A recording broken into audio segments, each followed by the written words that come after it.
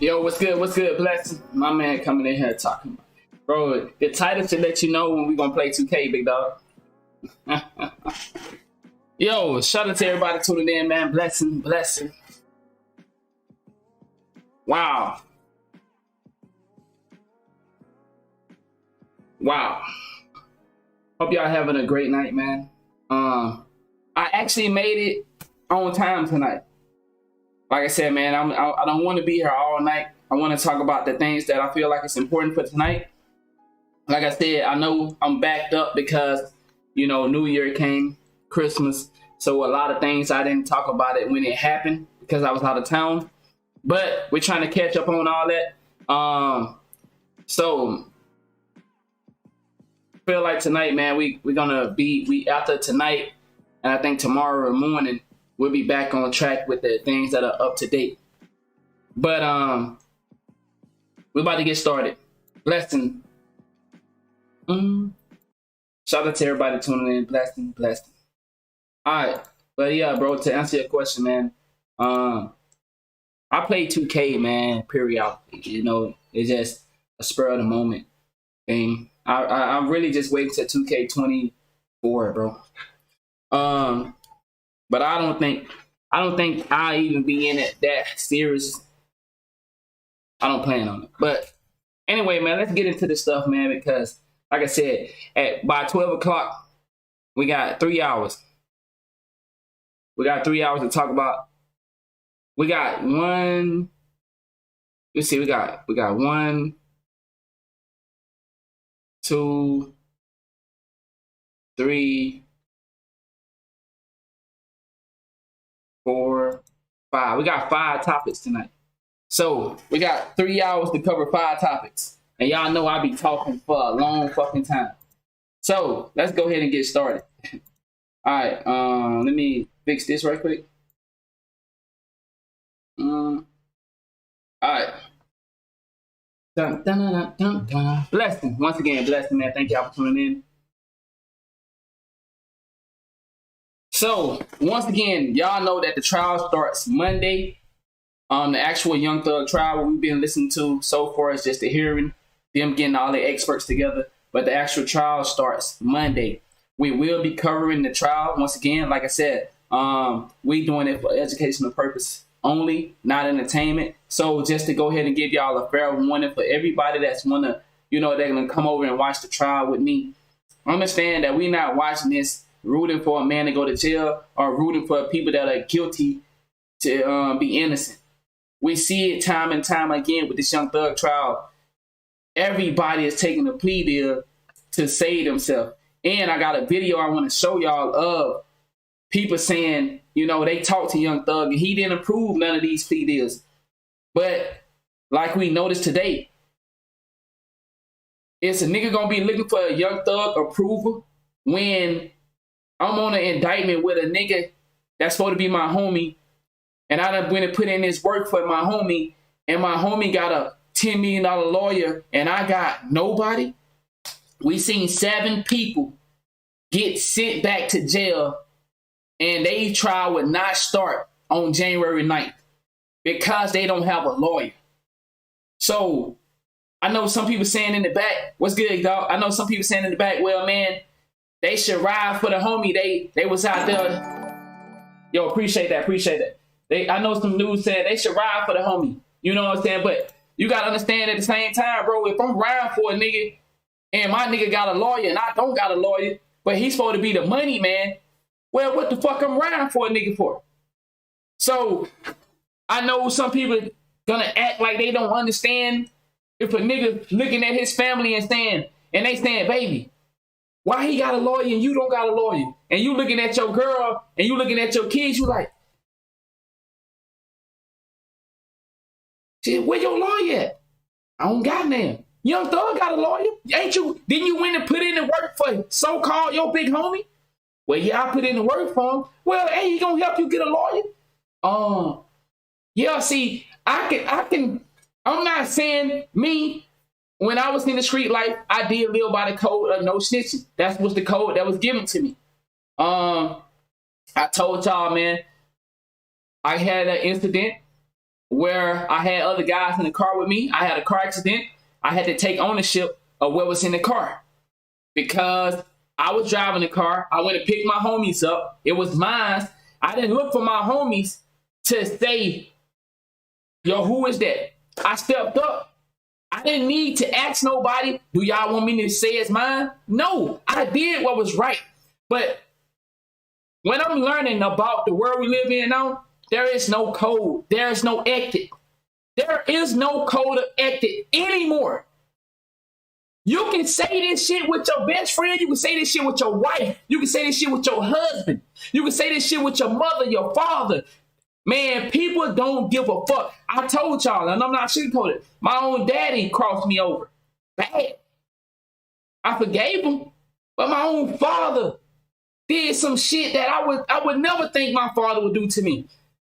We done it. Like, we see people who've been married for 20, 30 years catching with their best friend. We've been seeing situations lately where the motherfucker dude get married. I just seen a situation. A dude got married. And after he got married, he was kissing another nigga. He just got married. Y'all probably seen it too. He got married to this woman. The dude looking, I guess his boyfriend that he been sleeping around with, he upset that his man got married to a woman. So he up there walking around. Next thing you know, he just went and started kissing dude in the mouth. Everybody like, what the fuck? Guess what? He didn't stop the dude from kissing him in the mouth. He just was letting it happen. The woman that just got married to this man breaking down. What I'm saying is, man, people don't respect honor and code no more. We see, I just seen a mother turn her son into jail saying that that's what's the only way she could save her son was to get him locked up. There was no other programs out there in the world. The only program she could think of was to help her son go to prison. When I first looked at that, I said, okay, maybe she's saving him. And I said, nigga, what are you talking about?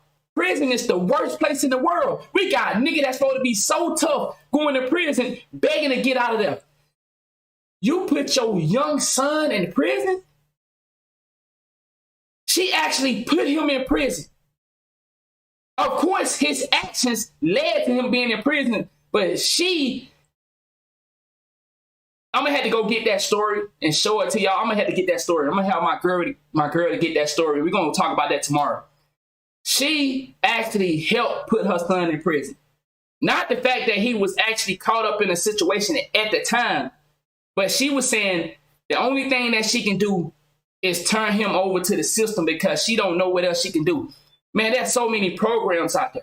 There are so many programs that you can put your kids in. You can put them in boot camp.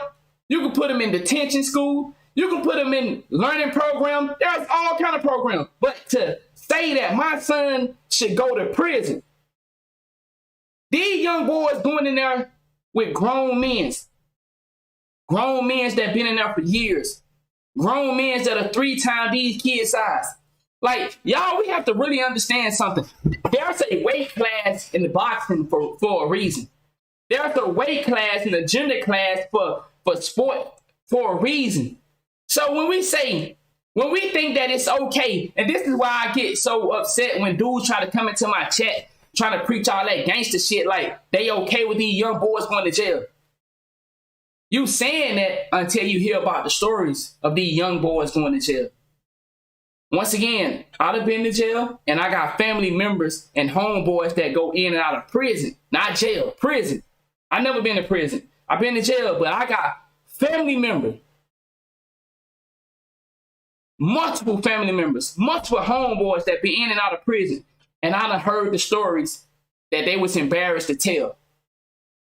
Man, as a kid, 19, 18, you weigh 100 pounds.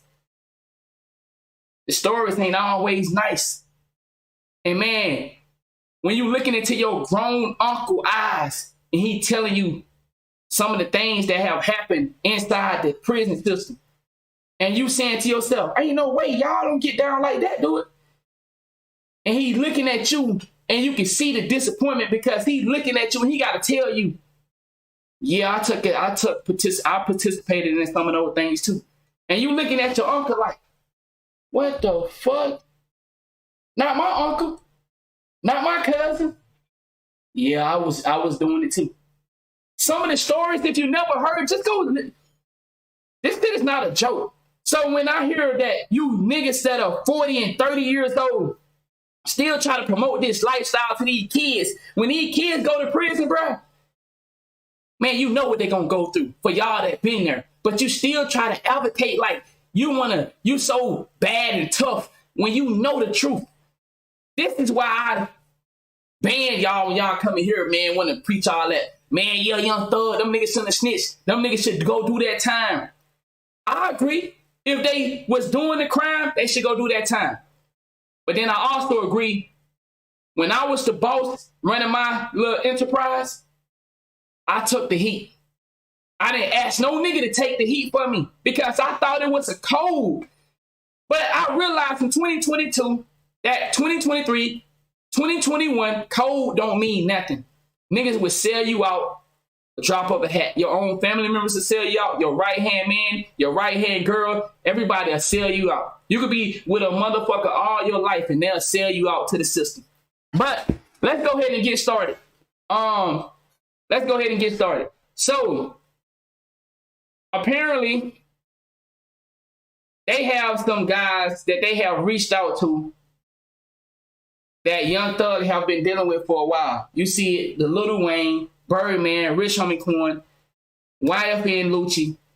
They're trying to get them to testify against Young Thug, along with 372 witnesses. I know some of y'all are so caught up into the celebrity lifestyle and you're not going to like what I'm about to say. It's going to hurt your feelings, sadly, that you care more about this man.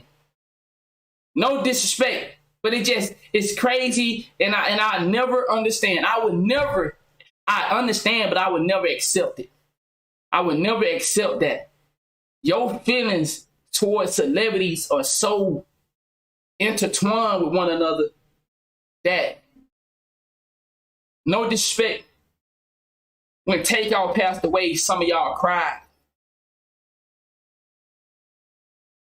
When the dude that is in the NFL, when he almost passed away, his heart stopped beating. I know we care about the world, but it just goes to show that we care more about people that's supposed to be famous, more than we give a fuck about anybody in our family. We have family members that go through so much that they don't know how to communicate with us because as a civilian, we don't give a fuck about the loved ones in our family member. The family tree don't mean shit to us. The family tree don't mean nothing to us. I'm going to tell you about something. I've been raising my daughter, and I hope they in here listening. I've been raising my daughter. My oldest daughter is 8 years old. When my first baby mother passed away, her mother tried to take my daughter from me. And I hope they listen. Because I see you writing on my motherfucking comment section on YouTube. So I'm going to address you like this. Because this is what I mean by we don't care about the family tree. We care about financial gains. My daughter mother passed away in a car wreck. The grandmother, she wanted to fight me for my daughter.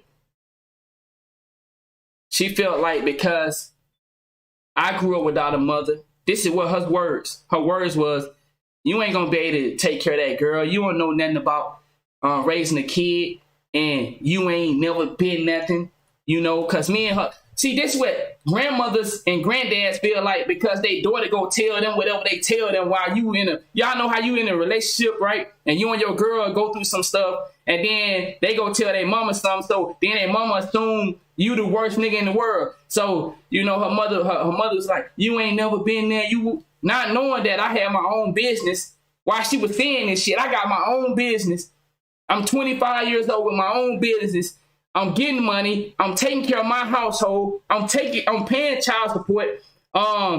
Even though I'm taking care of my kid, I'm sending $500 every week just for nothing. I'm taking care of my dad. Like, but this is what she was saying to me. So, and I'm making an example out of the people that trying to reach out to me to be concerned about my daughter. So my daughter's mother passed away 5 years ago when my daughter was 3. My daughter is 8 now. Her mother's side of the family haven't done nothing to help with my daughter. I had to struggle by myself, a young nigga, because mind you, I had all this stuff, but when my daughter's mother passed, it was all on me now. And I couldn't maintain my business because I was solo. My daughter, I was living in a different state than anybody I knew. So I had to get everything on my own. I had to struggle, man. I had to go raise a little girl, 3 years old. And luckily I had my dad, but he was in Mississippi. I'm living in Nebraska. I had my aunt living in Mississippi. I'm in Nebraska with a 3-year-old girl trying to survive. Nobody ain't said, yo, man, can we help you out? Can we send anything? All they was concerned about at the time was, because I had mentioned, I said, man, that should be a lawsuit because I was so hurt. I was so hurt that my baby mother had just passed. They said it was because the road was messed up and she drove off the road, man. I was so hurt. I was hurt, man. And I said, man, that's some fucked up shit, man. You need to sue their motherfucking ass. And I'm saying this not thinking about no financial gains. I'm thinking about my daughter just lost a mother. I grew up without a mother. I know how I feel. Can't nobody tell me your mother is so important. That's why I tell my lady all the time, I won't leave my lady or try to hurt my lady because I don't want her to raise some kids by herself. I don't want to be that dude that held that woman to raise them kids by herself because I know what it feels like now. That's why I have more respect for women. When I had to raise my daughter by myself, I realized, like, man, these women go through a lot. And y'all know I lived the pimp life. I never really cared about a woman. I never seen a woman as a value, but I learned through being a father and being a single father and knowing what it feels like to grow without a mother. Then now my daughter got to experience that. I was devastated. So I was hurt. I was mad at the world. I was mad at the road. And I said, oh, motherfuckers should get sued. Come to find out, the daddy did sue the road. They sued them people. Guess what? They got money from my daughter's death of her mother. Did they send anything for my daughter? Did the mother, did the woman that was trying to take my daughter from me, did they send any pampers? You know what the woman did? The grandmother of my daughter. You know what she did? I had sent my baby mother all type of money I've been sending her all type of money to buy stuff, right? You know what she did when my daughter mother passed? She came to Mississippi and took all the baby clothes out the house.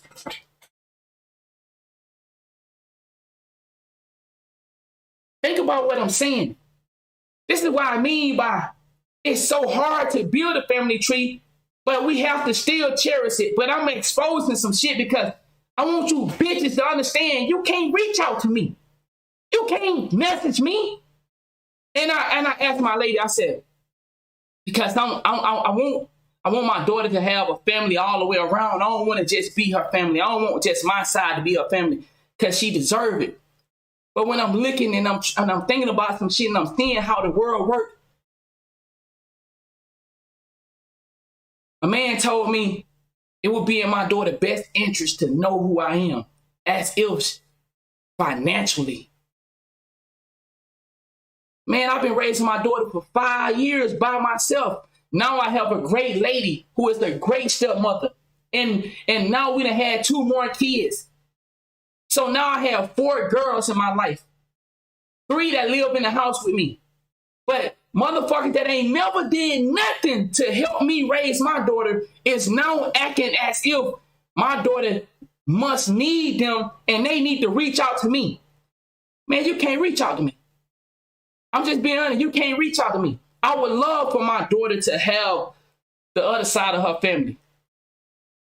But when I know how corrupt you are, there is no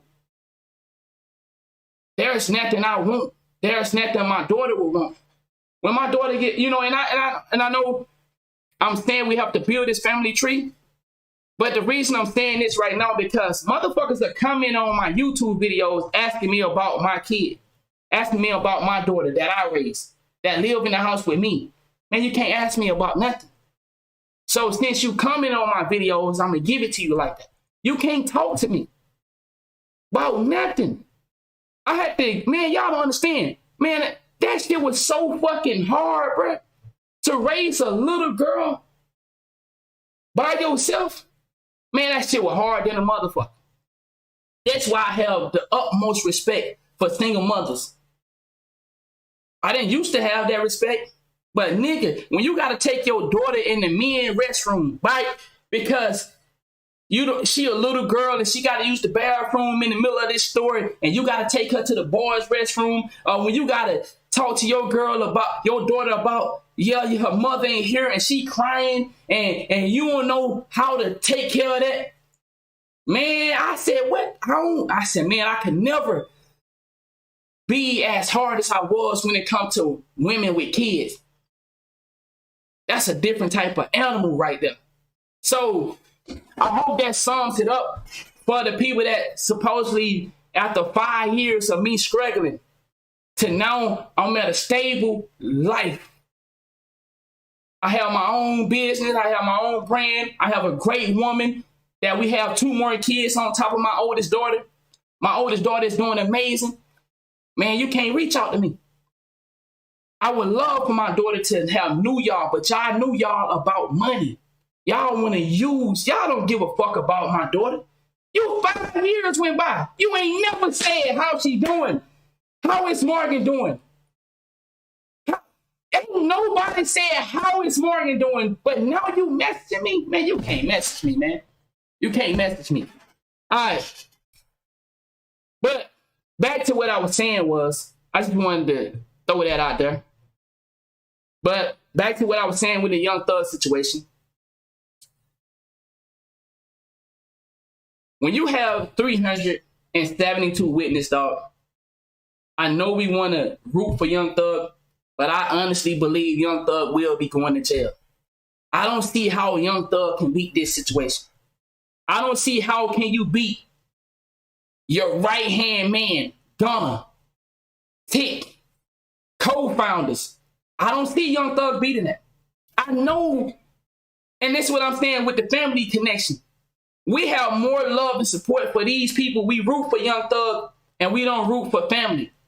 But I root for family. But don't root for the ones that trying to snake you. You got to leave them people in the past.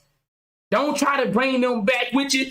If motherfuckers are treating you like that and trying to manipulate you and use you for gains, them people got to leave alone. But the family member that ain't really crossed you like that, it just was a misunderstanding, man, you gotta love your family more than you love these celebrities. It's no way Young Thug should have more of our attention than our own family members. No way. Because I don't see him beating this. I don't see him beating this. And just to add on to this, as you see, some of these people right now are gonna be testify, or they been reached out to testify. Now I don't know if Lil Wayne, Birdman, Rich Homie Quan, Lucci will testify, but we know Gunna gonna testify. Because if Gunna don't testify, you know what's gonna happen?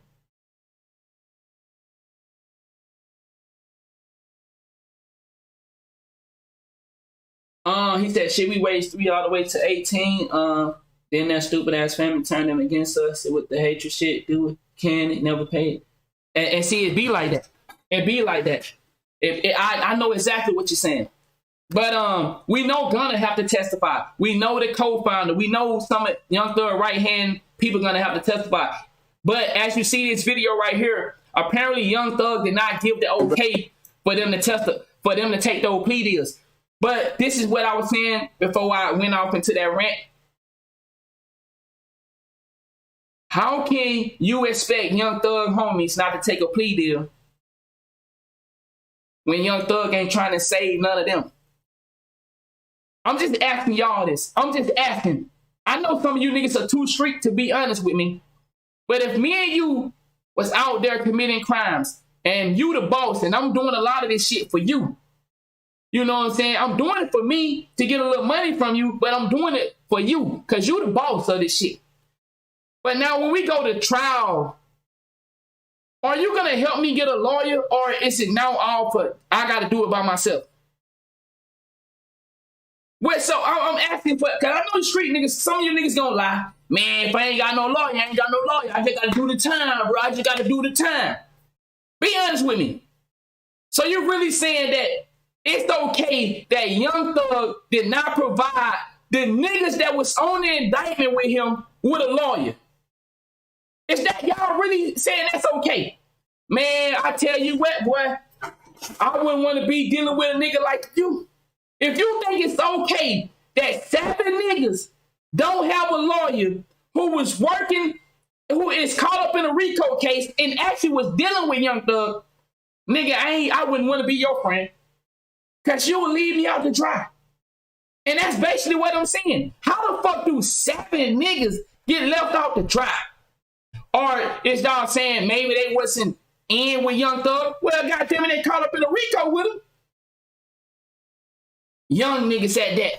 Young niggas said that. But apparently this dude said he spoke to Young Thug and Young Thug did not approve the Gunna plea deal, the co-founder, none of the plea deals. That's basically what he's saying. But other than his brother. All right, so let's listen to this. Man, I ain't going back and forth with no nigga, man. I talked to B Slime, man, and we talked to Slime himself. Slime say he ain't told no nigga to take no deal. Slime say he ain't told no nigga to take no deal. Y'all nigga done told on Spider. Spider ain't told nobody to plead guilty to the end. All that, whatever y'all talking about, boy, listen, bro, y'all told on Spider. We gonna keep it real. Y'all told on Spider. Spider ain't told y'all to do nothing. Everybody be saying this and that, bro. We were just in the studio with him. It's New Year. So, okay. So a couple of people in the chat say this dude lying. Young Thug ain't talked to the Brody, and he lying. Well, like I said, it don't matter to me whether he lying or not. What I'm telling you is, see, and I'm not saying like, he said, check the DM, I bet, I got you. But check this out. In my opinion, whether he lying or not,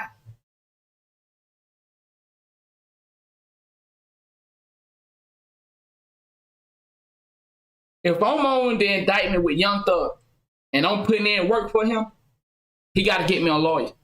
I don't give a fuck what, no. I wish, nigga, you got me fucked up.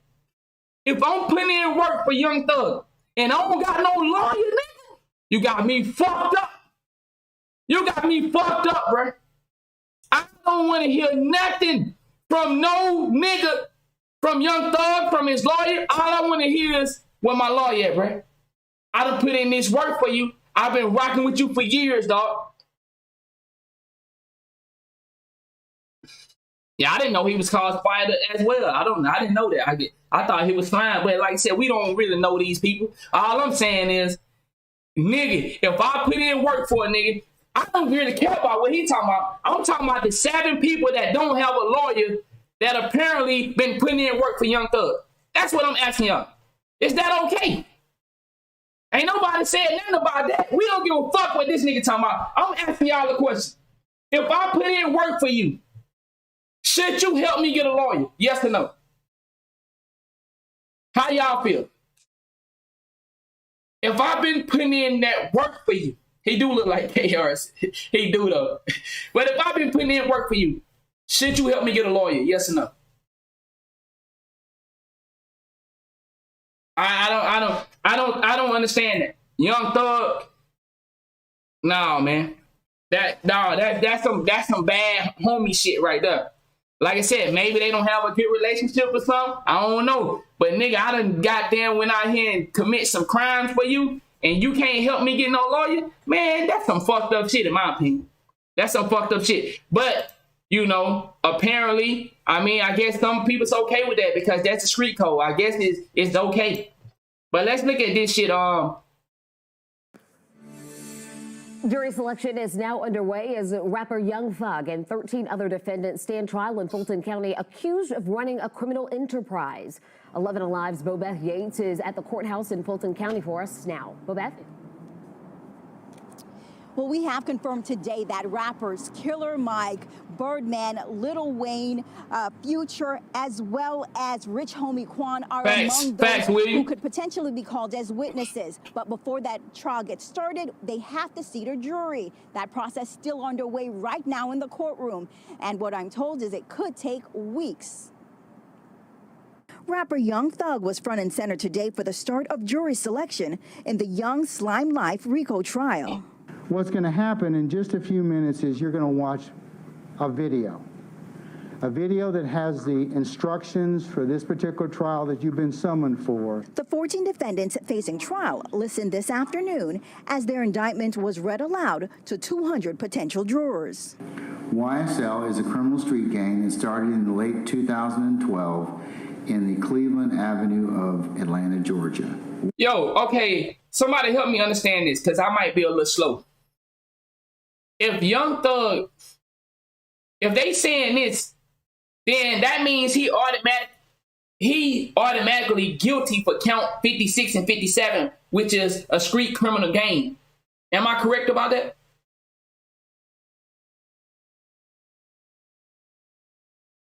I bet I got you. Am I correct about that? If they saying YSL is a gang, then that means Young Thug will be guilty for count 56 and 57. Count 56 and 57 is a criminal. Let me see. Can I pull it up? Let me see. Do I still have it?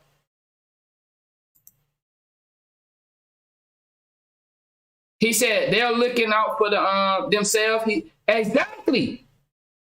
I honestly believe it as well. They're looking out for themselves. Let's see. Do I still have it? The counts. I don't know if I still have it. But anyway, it was saying that he was running a criminal. He was a part of a criminal gang. I don't see how he beat that count. I don't see that. I don't see how he beat the count 1. I don't see it. How can you beat that if everybody is admitting that YSL is a gang? How do you beat that count? How do you beat count 1, count 56 and 57? I don't see that happening. Now, with the other counts, he got 8 counts. Let me see, can I actually go find it? Hold on. Let me see, can I find it?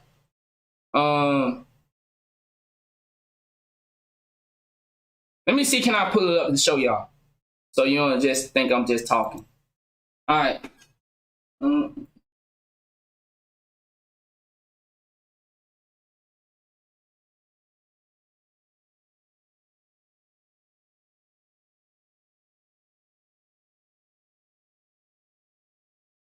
That's gonna be real interesting. All right.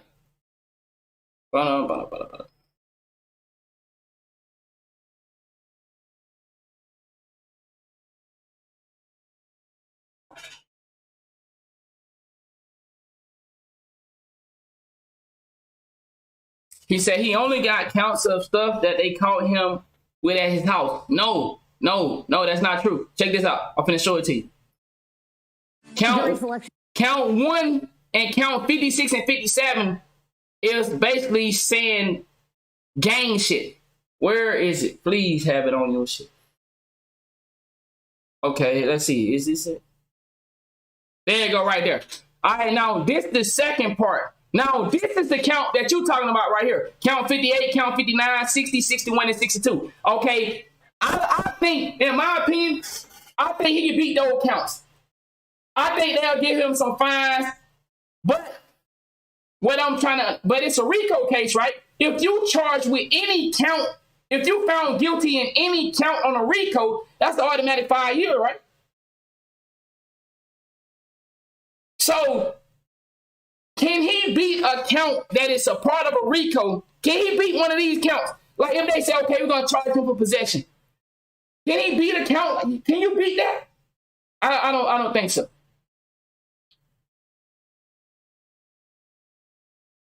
There, okay. Right? Okay, hold on. Let me get the other one. Please have it. Wow, he only got the first count. Okay, hold on. Let me just type her name in. He only got the first count.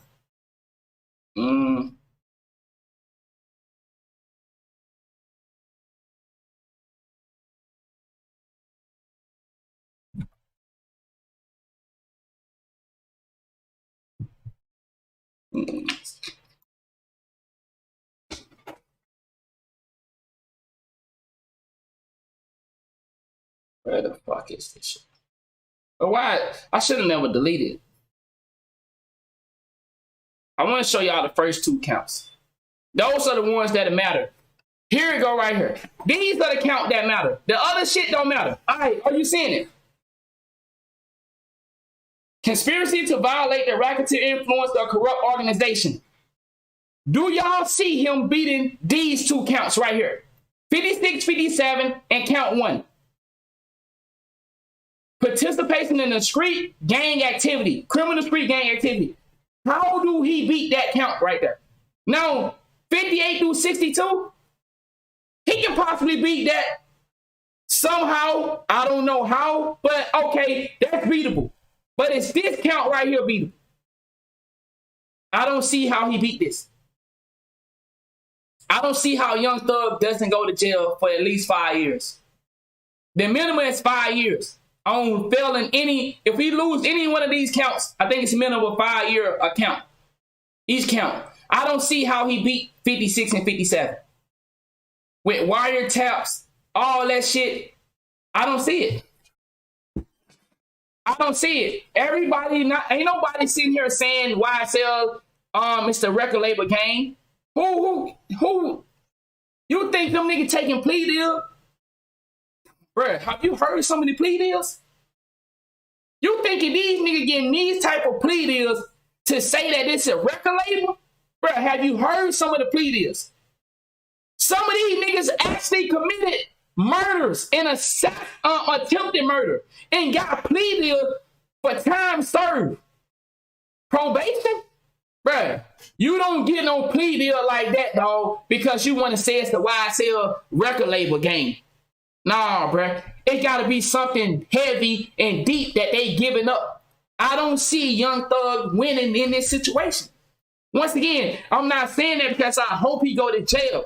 I'm saying it because, once again, it's educational purpose. Young niggas pay attention. Gunna, co-founder, and all these people that's supposed to be a right-hand man took plea deals against him. What are they going to give up? What are they going to give up? They're going to give up something. They're going to give up something. You think these people giving out these type of plea deals just for niggas to go home and sit on the couch? Nah, they got to come back with something that matters. So I don't see how Young Thug beat those counts right there.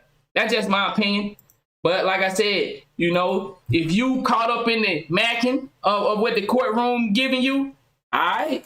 YSL claims affiliation with the National Bloods gang. The defendants maintain YSL is simply... You say he gonna pay some fines? Do you know they will plead the fifth? You only can plead the fifth against yourself. They already done said that. They already done explained that 1,000 times. They can plead the fifth when it involves them, but not about any other situations or the stuff that's gonna come up. So they can plead the fifth to protect themselves, but not nobody else. So, bro, okay, yeah, okay. Brody said he gonna walk away paying fines. Nah, hey, check this out. You saying Buddy can get a fine on a RICO. All right, man. We're gonna move forward. If you saying a nigga gonna get a fine on a RICO, you got to stop playing around, man. Quit bullshit, and alleged prosecutors are targeting them for their lyrics, which often describe violence in the Cleveland Avenue neighborhood. The judge reading to the potential jurors the criminal charges the defendants face. While associated with an enterprise. Let me explain something just so we get a clear understanding. When you face with a RICO, bruh, he have to beat each count. If he found guilty on either one of these counts, he going to jail. Are you understanding that? If Young Thug is found guilty on Any of these counts, he go to jail. He have to beat each count.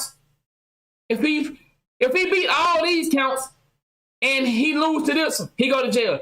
If he beat all these and lose to this one, he go to jail. But these are the worst two, though, in my opinion. These are the worst two. These are where they have most of their evidence. Right here, I think somebody said there's people was willing to take the gun charge for him. I think they said somebody pled guilty to the guns and stuff like that. I haven't seen that, but somebody in the chat said it. Somebody said a dude, the third guy that was in the car with Gunna and Young Thug, pled guilty to the guns and the drugs that was in the car. I haven't seen that video, but that's what somebody said. I just haven't seen it. Exactly. They're going to get them for the gang activity because that's where they have most of their evidence. Most of their evidence is going to be in here, and that's going to be involving his friends. That's where they have the biggest case against Young Thug. This right here. Count 1, count 56 and 57. This is where they have most of their evidence. Why? Because they got people to be witness. They got guys that they turn. Here, I don't know so well. They unlawfully conspire to conduct and participate in, directly and indirectly, such enterprise through a pattern of racketeering activity. Now, the jury selection process is expected to take about 5 to 6 weeks. Today, 200 jurors were reviewed. Tomorrow, another 200 more. And on Friday, an additional 200 will be reviewed. Now, those who filed for hardships will have an opportunity to have their cases heard on Monday when the case resumes. Now, of course, we'll try to follow this and bring you updates as we get them. Sending it back to you guys in the studio. Well, Beth, we know this case is gaining national attention. This trial happening pretty quickly here. As we know, many of these people involved were arrested in May of last year. So what can you tell us about why this trial is being fast-tracked compared to some of the other trials that we're waiting on in the city? Well, we're told officials wanted to fast-track the indictment process because some of those who are the defendants in this case were out on bond were out of jail on bond, and they just wanted to make sure that they didn't disappear or nothing bad happens in that process. So they wanted to make sure it got through the system to the courtroom as soon as possible. Now, that does not mean that this case is going to go quicker than normal. We're expecting anywhere from 6 to 8 months. Exactly. I agree with that. For this entire trial process. So it could still be a long time. All right, Beth, thank you so much for that update there. You can count on 11 Alive for all of the latest developments surrounding this trial that, as we mentioned, is gaining attention across the country. Yo, it's going to be crazy. Let's see what Hassan Campbell got to say. Let's hear his opinion on the fact that they got, they trying to reach out to Lil Wayne, Birdman, and YFN Lucci, Rich Homie Quan. Let's see what Hassan Campbell got to. Let's see what his opinion is on that.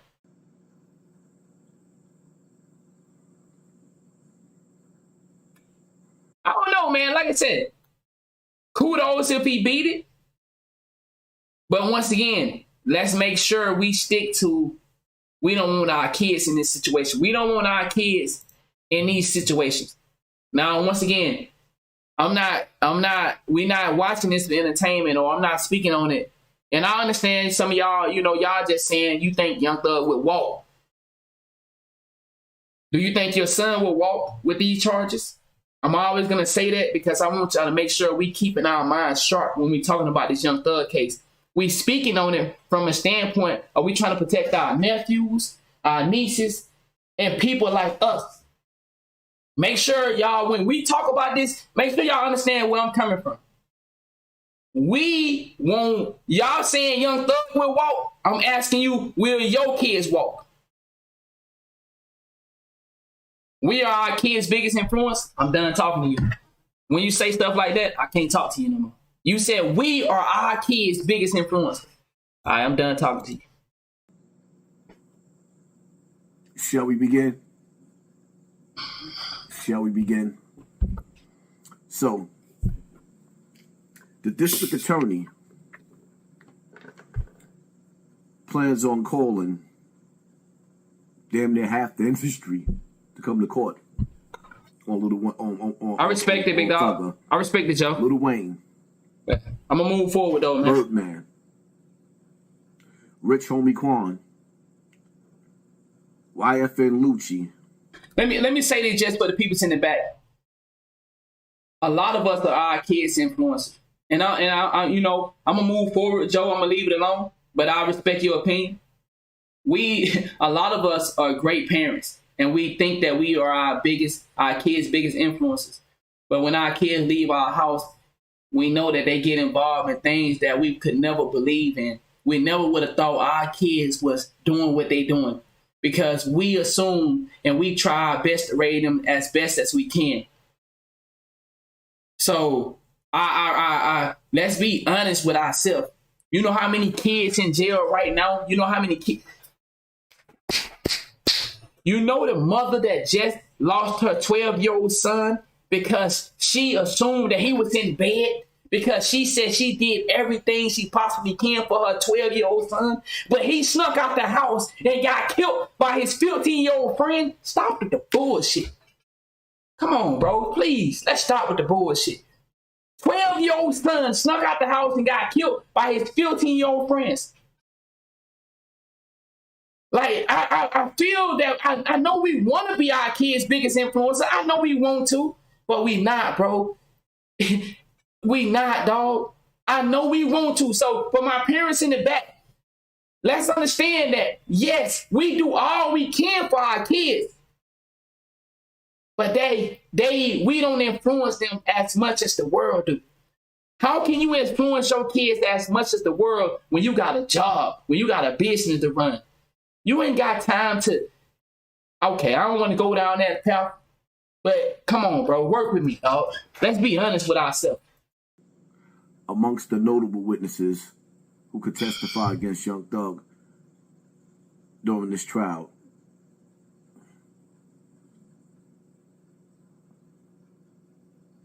Birdman is going to stand tall.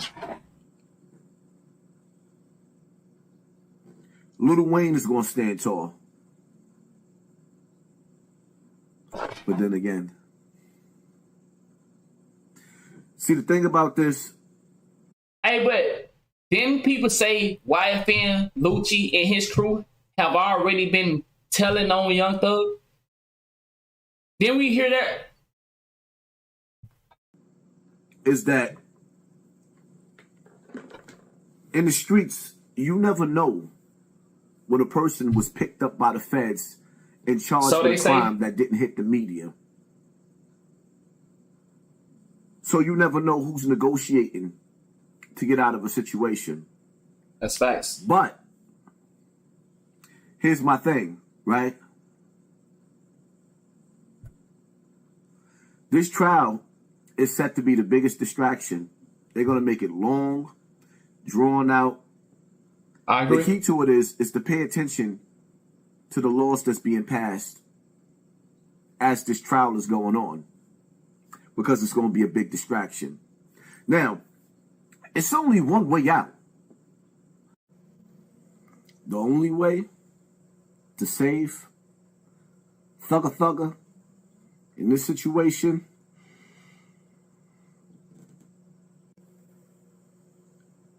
Thugger, he has to put the dress on.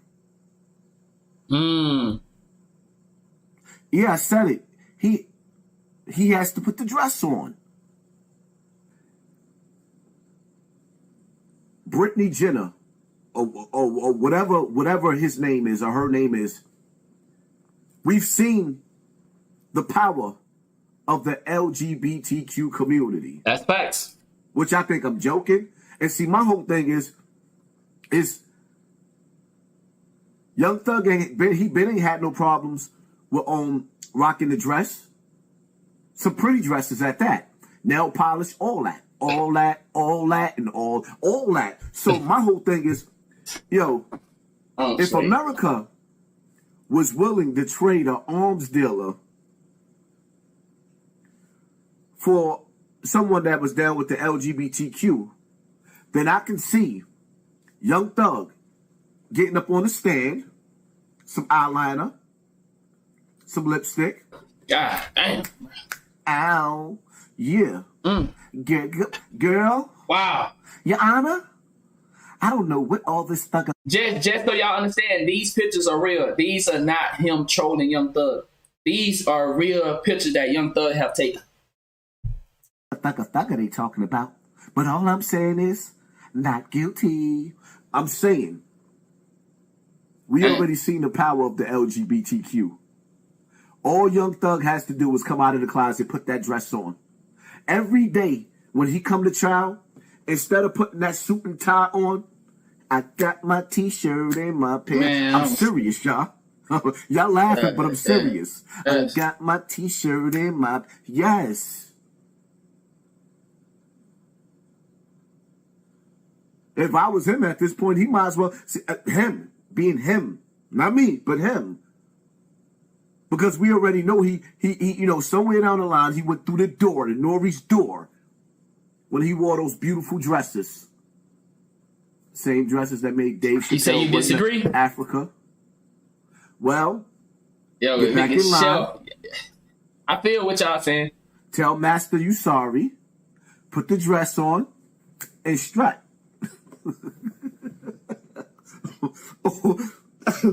All the way up to the stand.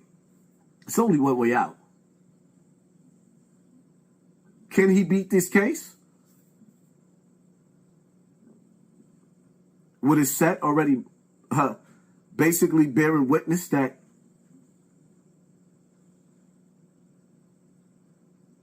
YFL is a gang? Like think about this, y'all. Look who Young Thug got to go up against him. He doesn't have a... Young Thug is not going up against no randoms. Y'all saying? I just don't... It's going to be tough, man. He's not going up against no niggas that coming from the sideline to just throw dirt on his name. He going against his right-hand mans. Man, y'all think the DA finna play with these boys when they get them up on the stand? Y'all think the DA gonna take it easy on Gunna, take it easy on the co-founder? So that's what y'all saying, though. I'm asking the question. Y'all saying that the DA just gonna take it easy when they get these boys up on the stands? Man, come on. Some of y'all have been in the courtroom, dog. Some of y'all have been in the courtroom before. Man, them people turn up that pressure, man. Them people have you swing even when you telling the truth, dog. I'd have been on them stands, bro. Nigga, if you had to do this a couple times, nigga, cause you don't even know. You asked me the same question 4 times already. What the fuck? And you gotta pay attention and you gotta keep your composure, bro. This shit ain't no easy thing getting up on that stand, bro, and trying to clear your name or trying to, no people don't play around, dog. The defense not playing either. But see what you said, the defense though. I feel you. But my nigga, 372 witnesses, and you got a lot of them coming from your corner. I feel you though, Joe. I feel you though. Can he save his masters? Because the thing that you guys, y'all don't understand, and I'm going to say this again. Once Gunna and the rest of those known members copped out to YFL being a criminal organization, it allows the FBI, the federal government, to seize all assets that belong to Young Thug. The most powerful force in this country is the LGBTQ. That's facts. And if you don't think they are, my nigga, where have your head been for the last 3 to 4 years? Them people run shit, man. Them people took Donald Trump out the office, put in Joe Biden. Them people got Brittany Griner back from a motherfucking arms dealer. A nigga that works and deal with Russia, who the United States supposed to be enemies against, who the United States supposed to be allies with Ukraine, but give Russia one of their top arms dealers who, the nigga who turned Africa kids into war kids. Like, the LGBT community, if I'm saying it right, they don't fuck around. How many people they done got canceled for shit that they did 10 years ago? They made a statement about some homophobic shit 20, 30 years ago. They had Kevin Hart up there looking like a stripper. I mean, I apologize. Man, them people don't play, bro. Them people don't play no game, dog. So, you know, I agree when he say that the LGBTQ is the most powerful force. And y'all know what make them even powerful? The black woman. And this is what I'm telling y'all. A lot of, man, no disrespect to any race in here, but the black woman is the hidden force that pushes the LGBT community. Because without the black woman, their community won't survive because they get most of their light from the black woman. The black woman gave them their power. And I don't even want to talk about it right now because I be so mad at the black women. And I'm not saying that I'm against people that is LGBT. I'm not that type of person. I'm not a person that hates you for what you choose to be. But what I'm saying is the black woman pushes their movement because I don't want to talk about it right now. We'll say that for another day. Thugger better throw up that bat sign so he could get his crew behind him. That's my take. It is what it is, man. Joe. This court case is going to be a spectacle. For those of y'all that knows me, y'all know there's a message in every glass bottle. Pay attention to the timeline of this trial and what's going on. That's facts. Parallel to this trial. That's facts. Because this case right here ain't nothing but a distraction. I don't think y'all get it. Half the cats that's in this case got probation. Come on, man. I love when I hear niggas talk with sense. You got niggas that committed murder, did attempted murder. Nigga that had aggravated assault. We just seen a nigga get probation on a grand theft, and they dropped hijacking. I think they said grand hijacking or something like that. They said we'll drop it down to theft because of the deal that we offer him, a petty theft. We talking about niggas that actually did the pulling of the trigger, got probation. I love when I hear niggas that talk with sense because it's like a lot of y'all don't understand a RICO case. And I'm not saying that I'm proud of the fact that I have been in situations in my past. I'm not saying that. I'm saying that the fact that when I hear a nigga get a motherfucking probation on a RICO case, I hear, what the fuck, nigga? How the fuck did that happen? How the fuck did niggas that had a list of crimes where he really would have did 50, 60 years, he gonna serve 15 years on probation? He gonna serve time served on a RICO case? Not only do you got Young Thug, you got another multi-millionaire named Gunna, and you just let him go? Shit. Bro, like I said, I'm not talking about my past. I'm saying for people that have been in these situations, for them niggas to get time served on a RICO, it just blows my motherfucking mind, man. Yeah, you take probation, you take probation, you take probation, nobody could get a bell. I want you to think about this because I understand some of y'all not street. Y'all don't know what it's like to be in the penitentiary. Y'all have never been to court for serious cases. That's crazy, man. The district attorney and the judge went so hard to not let nobody get any bail because these dudes were such monsters. Do y'all remember? They wouldn't let none of them niggas out of jail because they said they was enemies to the fucking. If they was to get out of jail, that's a possibility that witnesses would be lost and all this, and they was monsters on the street. Then all of a sudden, these niggas get time served. Look at the wordplay. Look at the wordplay. You telling me right now, my nigga 2 Cent, Stepper, William, Joe, Basically, y'all are so violent, we cannot let y'all back on the street. But if you cooperate with us, I mean, it might be something we can do.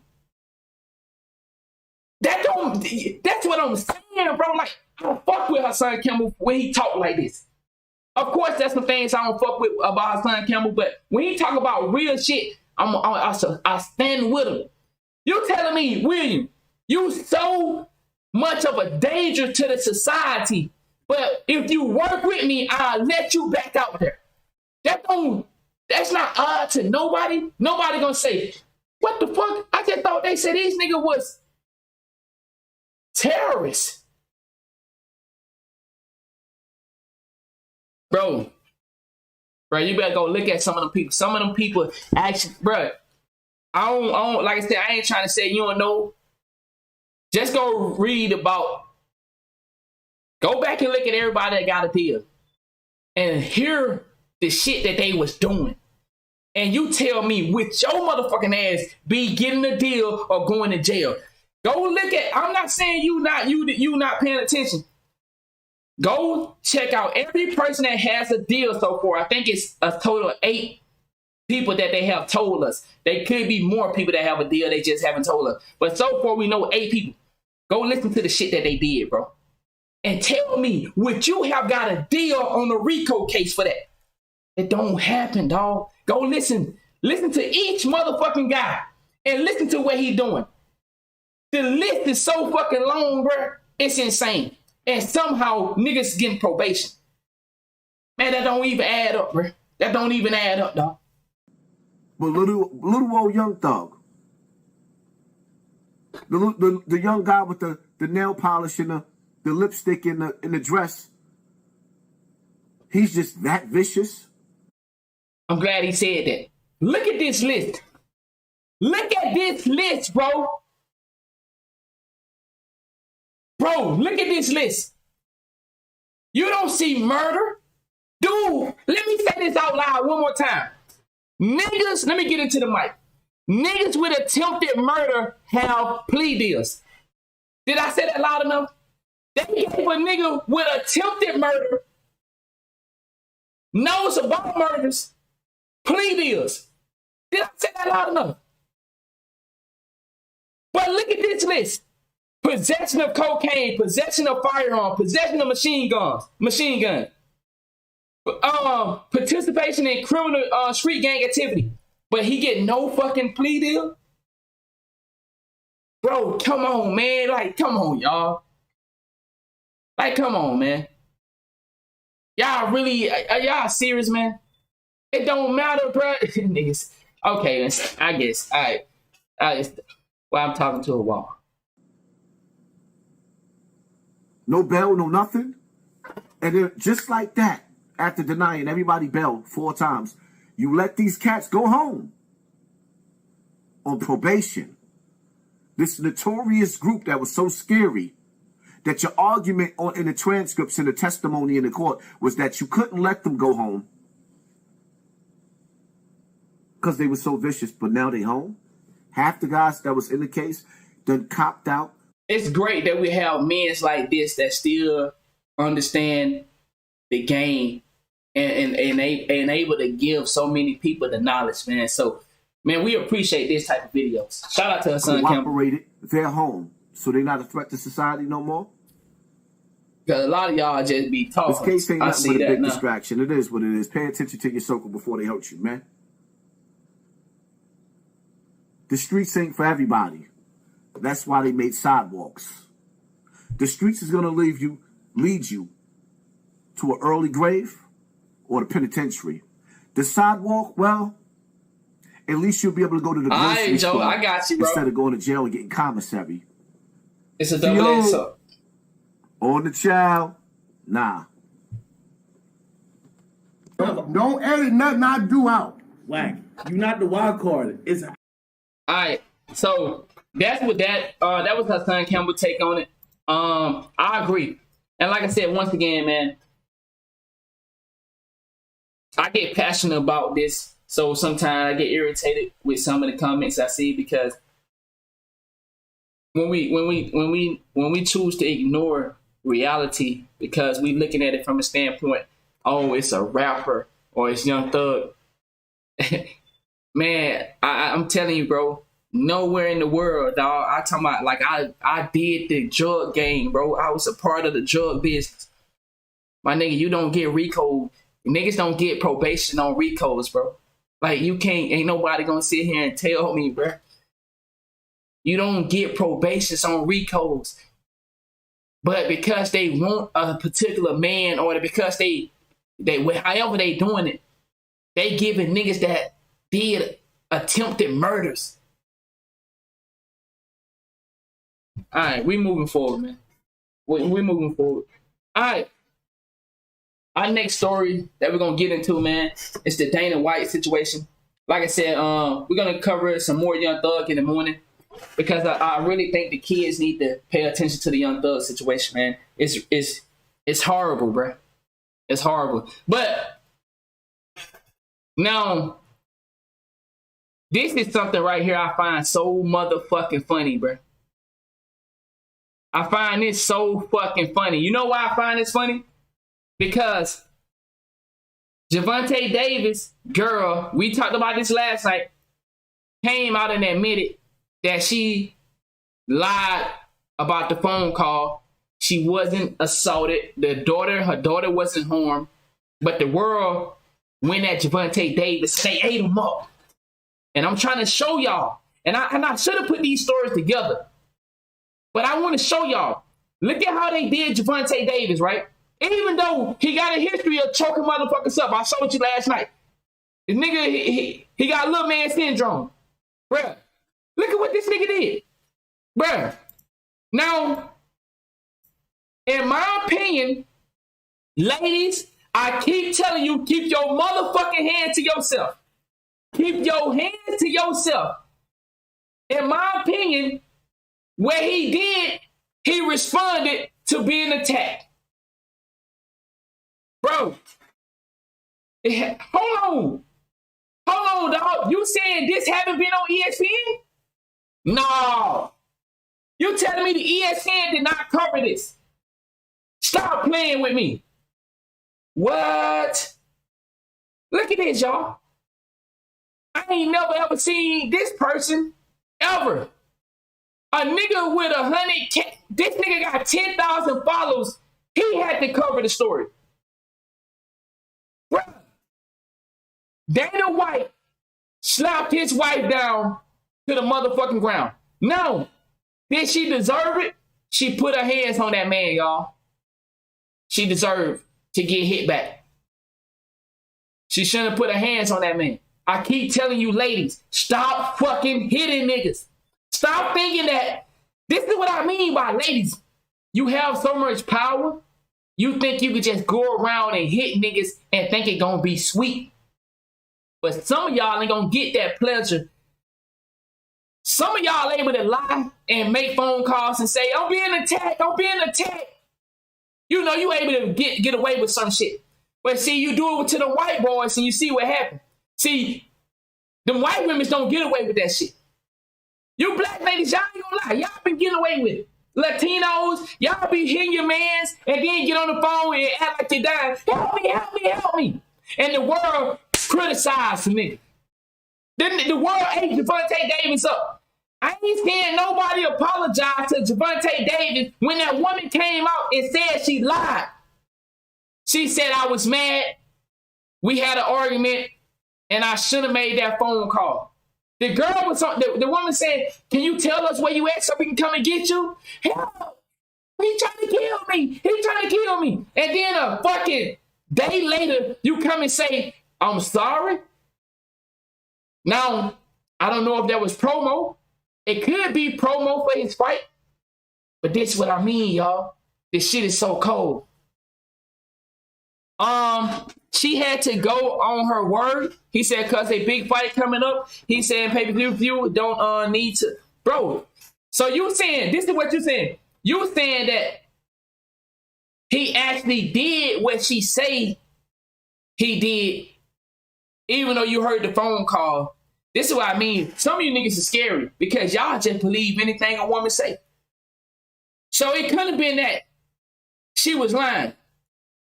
So you saying that he actually would put the beat down on? Look at this is what I mean. This is what I mean. Some of you niggas get us killed out here. Because the woman can be lying on us and you niggas will have us right in motherfucking jail.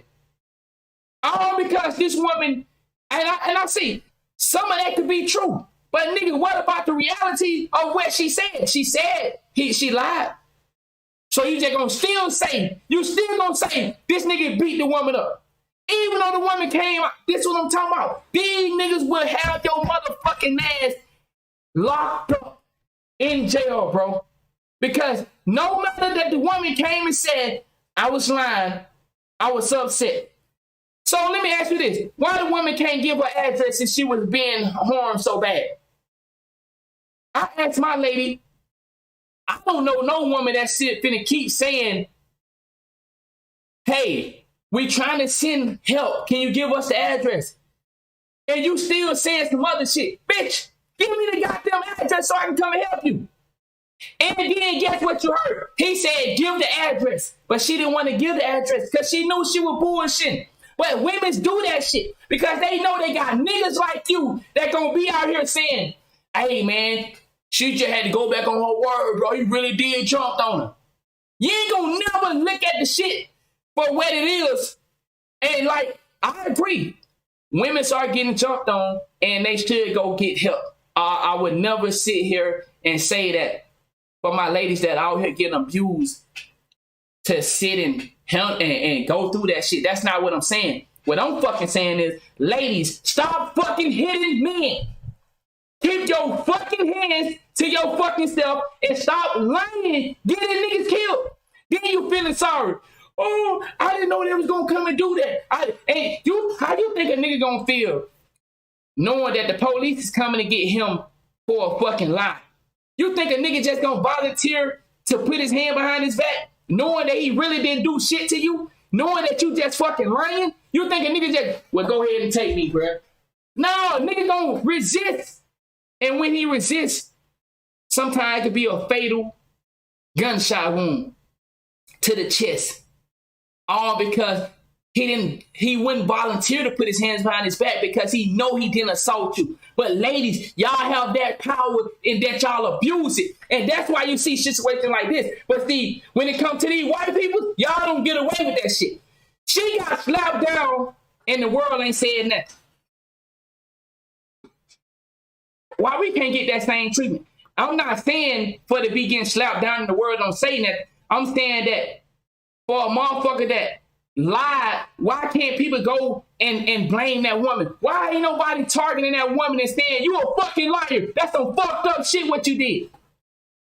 Why nobody saying that like that? Come on, bruh.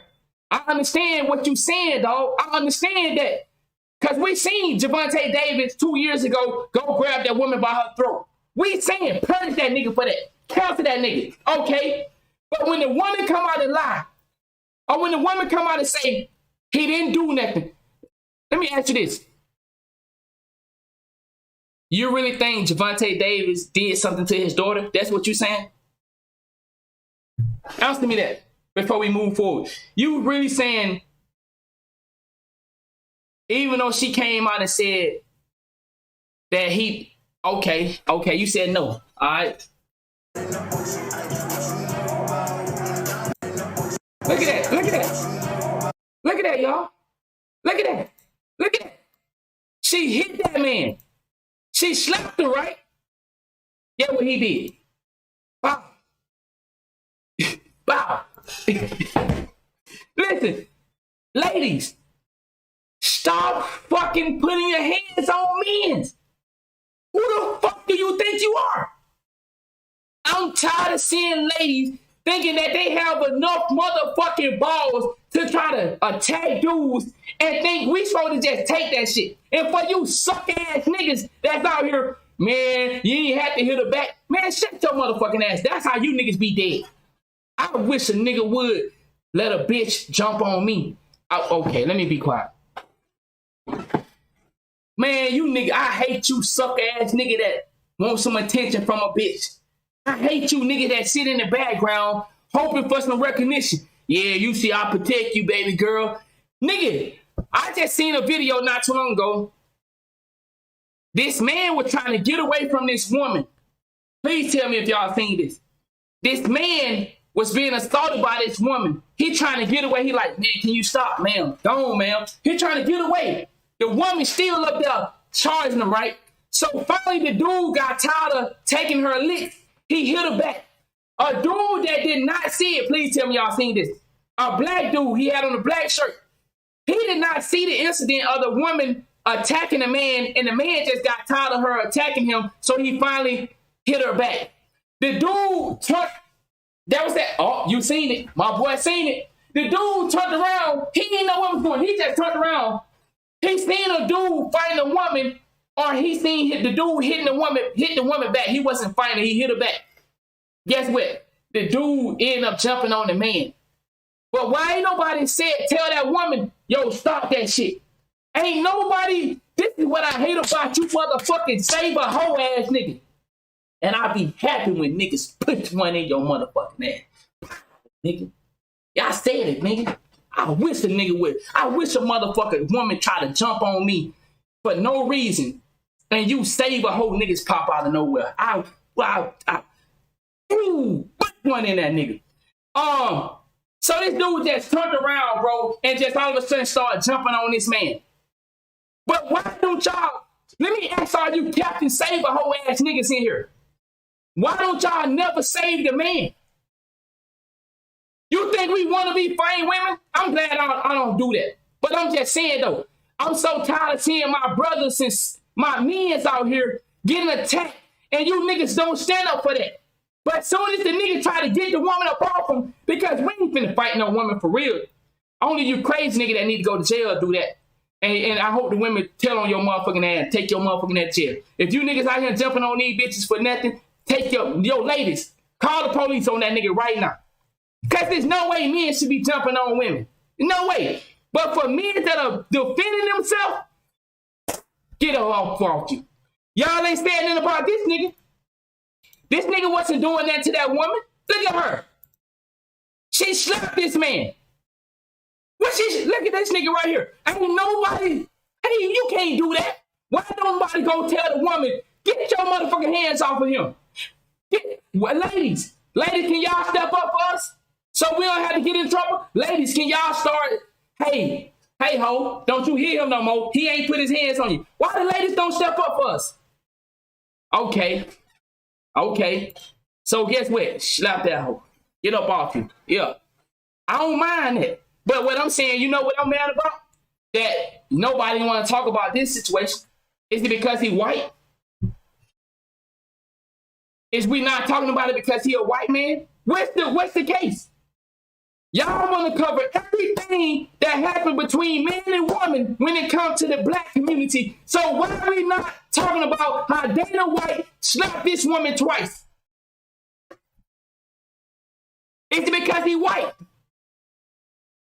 Remember, I don't have a racial issue. I speak for unity, but I'm asking why, when it comes to black man and woman, every situation is the man's fault somehow.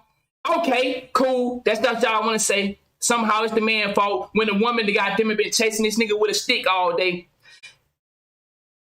Why haven't the world got on Dana White ass? When it's the ESPN, my boy said, y'all said it ain't been covered by ESPN. When can the media come out and crucify Dana White? Yo, Kat, why these black men get attacked by these women and ain't nobody? You ain't goddamn, I want to know. I want some answers. Don't ask me no questions. I want some answers. I'm gonna do you like Dana White. Nah, I'm gonna do you like Dana White. Kat, you know what'll happen? Kat, right now, if you assault me, you know what'll happen if I hit you back? These niggas gonna report me. You could be over here whooping my ass. That's who they gonna tell. That nigga over there jumping on that girl. You is. But I'm getting my lead back. So hold on. So when you attack me, I'm supposed to just take it. Yeah. Well, I tell you, y'all ain't right. Y'all gotta stop that shit, man. Look, Kat, look what happened to her. You know, we just talked about that story last night with Javante Davis. The world crucified him, right? And even though the woman came out, ain't nobody said nothing to her. So look at what happened with Dana White. She slapped him. He hit her back. He gave her another one. Guess what? The world don't seem to care. Only a couple 100,000 people care. But why he don't get criticized for slapping this woman? It's because he white? Okay. I just want to know. I just want to make sure I ain't the only one that think that. Okay, my lady said because he white too. Okay, that's what it is. It's just black people. We domestic. Oh, it's just the black man that is the domestic one. Yeah. Okay, we domestic animals. Okay, I'm learning. That's how they feel about us. Okay. They don't say he was. Oh, hold on. He was what? Wow. My girl say they gonna say he's intoxicated. Guess what? That's exactly what they said. You motherfucking right. My girl just said they gonna say he's intoxicated, and that's what the excuse. He said they both were drinking heavy. God damn. And he get a pass. Look, you know TMZ be on that shit. TMZ talking to him. Dana, why don't you just tell us what happened that night? Look at this. Dana, won't you just tell us? But when it was a black man apparently assaulting a black woman, oh, ain't no talking. It just, man, that nigga so fucked up, they need to cancel him. But now they want to talk to Dana White. They want to ask him, yo, Dana, can you tell us what happened? Tell us. Get your ass on me. Fuck out of here, man. The world is not, this is what I keep telling y'all, man. This is what I keep telling y'all. And I'm going to say it over and over again. To all my young niggas in the chat, you are not safe, bruh. You are not fucking safe, nigga. Because the world not going to treat you the fucking same, nigga. And don't let nobody tell you otherwise. This is why I tell you. Go out here and try to achieve something. Go get your trade. Learn something. Try to understand this system. But still know, nigga, that you are an enemy. Don't let these niggas tell you no otherwise. Because guess what? Niggas like this prove it every day. The world not going to judge you the same. Celebrities not going to get treated like you get treated. And non-black people not going to go through what you got to go through. And I said what I said. Fuck out of here, dog. Anybody else, you see them get crucified, nigga. Tory Lane going to prison when they didn't even have fucking DNA on the gun. You had a witness that said the woman shot first. Then all of a sudden, I guess Tory shot after her. But somehow, Tory go to jail and not the woman. Man, get the fuck out of here. Y'all niggas, pay attention, man. Pay attention. You, black men, you are in last place when it comes to safety. And don't play around with these bitches and don't play around with nobody else. Go out here and get you a trade, get your education, try to be something, man. But understand, you still fighting a disadvantage of life. I'm not saying go out here and be a bum because the world is gonna treat you horribly. I'm saying, bro, get all you can in this world while you alive. Do it legal though. Don't put yourself in these Young Thug situations because celebrities gonna get treated different. See, Young Thug is he's a black celebrity, but at the same time, he's still a part of their system. So they're gonna protect him. But you see, the other 7 niggas that was in on the RICO with him, they don't even have a fucking lawyer, dog. But somehow the other niggas, they all taking plea deals. But guess what? They're gonna be labeled as a snitch. They can't come around. They can't be gang no more. So look at all the chance you take for being a part of these organizations, from being a part of this lifestyle. Young fellas out here, man, go out here and achieve something worth having, dog. Go out here and put yourself in the best opportunity, the best chance to win at life. But please understand that you still going to be fighting for your life with your job. You're going to be fighting for your life with your family. Because you make the wrong move and your motherfucking ass won't get the Young Thug chance. Your motherfucking ass won't get the Dana White chance. It don't work like that.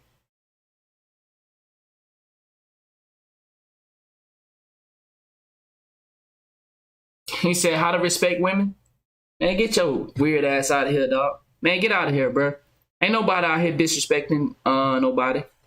You niggas just sit around, dog, and hold bitches' hand, not holding them accountable for nothing.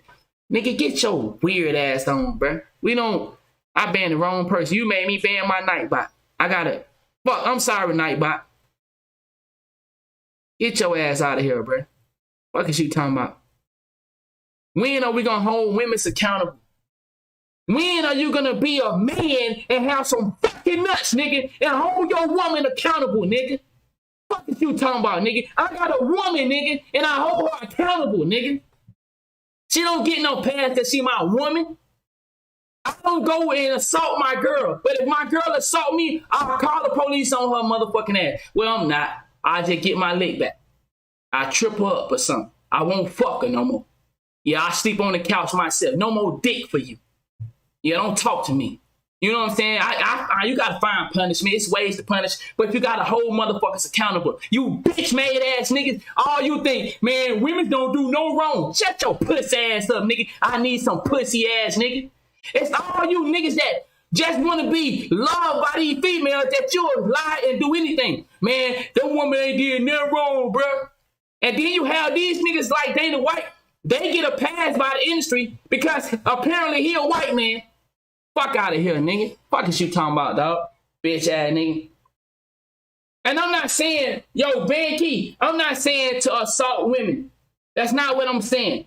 I want my ladies to report these niggas that assault them. I want you to lock their motherfucking ass up. But for my motherfucking ladies, stop putting your motherfucking hands on men and think that you can just get away with it. Some of these niggas ain't gonna let it slide. And I'm not one that gonna let it slide. I ain't letting you hit me and get away with it. Like I said, for my lady, me and my lady haven't been into an altercation like that in almost a year. But guess what? Me and my lady have been into fights. We have. My lady have hit me. I have hit her. Now, am I saying it was right? No. But I told my lady day one, don't ever put your motherfucking hands on me. Because in the past, I used to let ladies get away with that. And I said, I'm done with that lifestyle. I used to let ladies hit on me. I used to let ladies do some shit I used to let ladies fuck up my cars. Never press charges. I let women get away with a lot of shit. I'm a grown motherfucking man now. I ain't no kid no more. Bitch, you fuck up my car you want to, you going to jail. Pay the fucking fine, hoe. But when I was a kid, guess what I did? I just went and got it fixed. Girls used to fuck up my cars. They used to come and goddamn it break out my glass. Nigga, I done had a lot of shit with these women. I never pressed charges. Had girl falsely accuse me. I didn't press charges. I left it alone. I still press charges on her motherfucking ass because guess what? You know, a girl accused me. I told y'all the story. I didn't know till later on that I could have pressed charges on her for lying on me. But the police told me just leave it alone. Why? Because he was trying to protect her too. Because he know that she can go to jail for lying on me. Coming up to my job, that could have been targeting. I could have pressed charges on. In 2023, I'm 30 years old. Bitch, put your hands on me. I'm calling the police. Fuck is you talking about? You cupcake ass nigga. I'm gonna tell you right now. If you ever see me out and a woman is assaulting me, and I'm telling her, go on, lady, stop. And I get my lick back. And you nigga try to come and check me, okay, I promise you. Because that's one thing I hate. I hate the fact that women are abusing their power. I hate it. I hate the fact that a woman can just say, he's assaulting me, and they'll take you to jail and throw away the key. I don't like that. Ladies, I'm not talking to my ladies. Know the difference. I'm talking about these little girls that abuse the power that society have gave them. Ladies, you know I'm not talking about you. I'm not talking about my woman. My woman, she got to understand it. Keep her hand to herself. I keep my hand to myself. You can talk all day, but don't be putting your hands on me. If I want to go the opposite way, if I go in the room and lock the door, don't be trying to open up the door. When me and my lady get into it, I go in the other room and I go to sleep. Stay out of here. Stay out of here. I'm mad at you. I'm not fucking with you right now. I'm in another room. I'm sleeping. Don't be coming in here. And when we cool down, we talk about it. But don't try to barge your way into my space. I have exit the premise. I have exit, what is not the premise. I have exit the area that we was fighting in. If we had an argument in the kitchen or in the bedroom and we talking about something, we have argument, man, I ain't feeling that shit, man. Whatever, bruh. Whatever, bruh. I go in the other room. My lady, she sleep in the room. I go in the guest room. All right. When we cool down, we talk about that shit. We good. But what I'm saying is, fellas, press charges. Don't attack these women. Lock their motherfucking ass up the same way they would do you. Take your bitches to jail. But you niggas too proud for it. You think you niggas know women are out here hitting these niggas and killing them, right? You know some of these women are getting you locked up and you ain't did nothing to them? Niggas going to jail? Then we see an allegation. Ain't this man? God damn it. Don't we got a story out right now in the media of this dude suing this woman for defamation, saying that he assaulted the kids or something like that, sexually assaulted? Y'all know what I'm talking about. Don't act like you don't know. Don't we got a story out right now of this man suing this woman, and she tried to come back and say, he a rat. Fuck you. Go to jail. I'm gonna do a story on that. She should go to jail. She trying to come back and say she done lied on him, man, saying that he had assaulted the kids or something like that. And her comeback was, because he finna sue her, her comeback was he a snitch. But you just said this man assaulted your kids sexually. Do you understand what that can do to a man? None of y'all gonna say nothing about that. None of y'all gonna say that woman was wrong for that. Look at you, hoe ass nigga. See, that's what I'm talking about. It's a lot of hoe niggas out here. And for my fellas, you have to be careful because these dudes are out here and they don't give a fuck about fairness. They give a fuck about, man, let me impress this girl, man. If she see that, I stood up for her. This woman just put that type of dirt on that nigga name, sexually assaulted her kids, and now she getting sued. She do right to get sued. I hope she go to jail, because you shouldn't be lying like that on that man. All right, but let's move on to our next topic. I get passionate about stuff like that, man, because that's not cool, y'all. I'm just being honest. That's not cool at all, man. You shouldn't be lying on people. And men, you shouldn't be out here assaulting these women. Women, lock these men up that assaulting you. If a man is assaulting you, ladies, lock their ass up. Fellas, if these women's assaulting you, lock their ass up. Yeah, they want to put you in jail. Put their ass in jail for you. You ain't no pussy. Stop letting the world trick you, bruh. You ain't no pussy. She called the police on you when you hit her. Call the police on her when she hit you. You ain't no pussy. Don't let these niggas try to define who you is as a man. Oh, you a pussy, man. If my girl come in here and assault me, I'm calling the police. Well, I ain't gonna call the police. I'm gonna go in the other room and probably tell her she gotta get out. But I'm gonna be honest. My girl won't do that. She done got the 411. My daddy told me to call the police. That's a joke. Some of y'all know the joke. That for y'all that been here with me long enough, you know the joke about that. All right, but let's get into this Fivio and H Doll. Where do we start with this?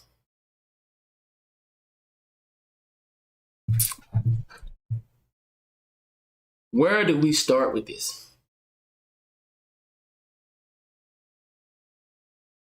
This is what I keep telling you dudes.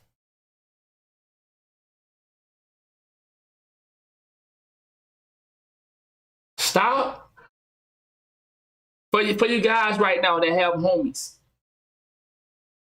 stop taking your girl around your homies. Stop. Everybody not loyal. Stop taking your girl around your homies. Everybody is not loyal. Fivio and King Von was homies. Homies. But the video I'm about to show you, is this homie activity? One thing I can say, put my hand on the Bible. I never fucked my homeboy girl. No. Guess what I also can say?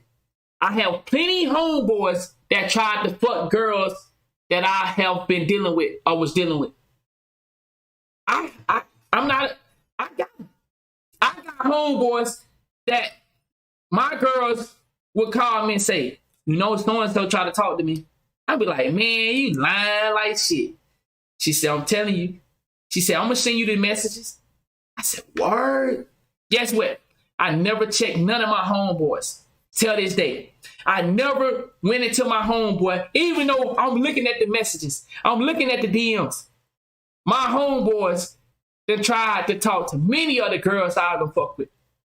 But can't none of my homeboys say that I tried to do it to them. Because I was that type of nigga. One of my little niggas died and all his closest partner knocked off his baby mama. Keep your homies away from your girl. When you got a girl that considered bad, you think you the only one that don't know she bad? We all got eyes, bro. We all see your girl is freaky. How she sticking that tongue out in her ice cream. We not wanting her. I mean, if she was single and wasn't with you, we'll try to fuck her. But we know that your girl, so we looking like, damn, boy, he got a bad one on him. Damn, that nigga got him one. But some niggas ain't gonna ever cross that line. And some niggas are waiting for that night that all y'all get drunk. Believe it or not, you got some homies right now waiting on that night that all y'all get drunk. Everybody, all the homies, all the girls, everybody get drunk. Play drunk one night. Listen to me. Play drunk one night and watch your homies how they act around your girl when they think you drunk. Try it out and see what happens. You will see it's some niggas out there to fuck the shit out of your girl, nigga. You over there intoxicated and them nigga will fuck the dog shit out of your girl. And guess what? She with it. Look at this video. Look at this video. I dip and he begged me to stay. Babe, I'm not staying, I just wanna play. In the party, he just wanna romp. Big boobs in the bus, they plump.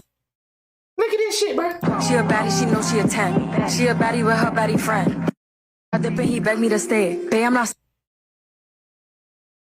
Let me first of all, because there might be some new niggas out here. If I was your homie, could I do this to your girl? Even if, like, if you go to jail, could I do this to your girl? Or if you die, you feel me? Could I do your girl like this? And you was my man's? I'm just asking. Me, I would say hell no, nigga. Fuck is you saying, nigga? Go get you another woman. Fuck is you fucking the girl I was with for, nigga? You must been waiting on her. You waited till I died, nigga, to fuck on my girl? You waited till I got locked up to fuck on my girl? These niggas are waiting for their opportunity. And guess what? Women like this, no disrespect. I know I got females be mad when I be speaking on their woman shit because they don't like it. But hey, you know I ain't in here to hold your motherfucking purse. I'm going to keep it real. So they don't come over here. Oh, anonymous. Yeah, I got my woman in there. I ain't trying to impress you motherfuckers. I'm telling the truth. Same way I tell the truth about these fellas, I tell the truth about these stinky hoes. This is disrespectful, bro. My nigga say he gonna hunt a motherfucker. This is disrespectful, bro. This is disrespectful, dog. It's no way you should be grabbing on your man's girl like that. What the fuck? You fucking your man's girl, dry up in her. No way you grab your man's girl by her fucking pants. Ladies, do you know dudes that are heterosexual, we get horny off of anything? You don't think he had a vision as he was grabbing them pants? He might have fucked her before. I wouldn't be surprised if he ain't hit it. You think that this is innocent? I love these females that think that it's innocent when we dancing. Girl, you don't know. Damn, I probably can't talk too much about this. Okay.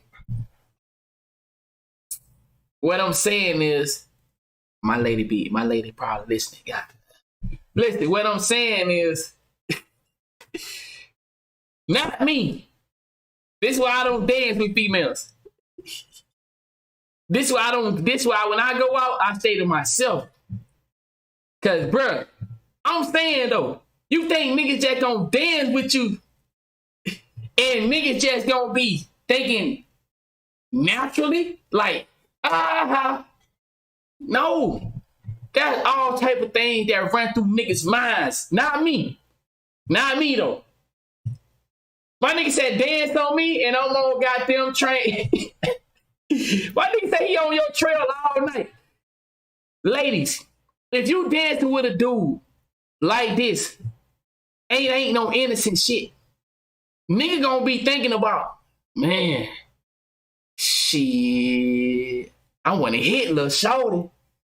I wanna hit shorty. They plotting. Nigga, we wanna fuck. I'm gonna be honest, we wanna fuck. Ladies, you not finna just dance with us like this and walk off. No, we want some now.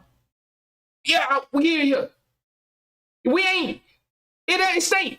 You ladies think you can dance on your friends and be like, oh, we just friends. We just friends. No, you not. That man wants some. He not just finna sit there and be okay with that. So, come on, bro, big walk dog, wake up. Come on, bro. Bro, nigga mind going all type of crazy, bro. So you ladies need to stop all that talking about, I was just dancing on my friend.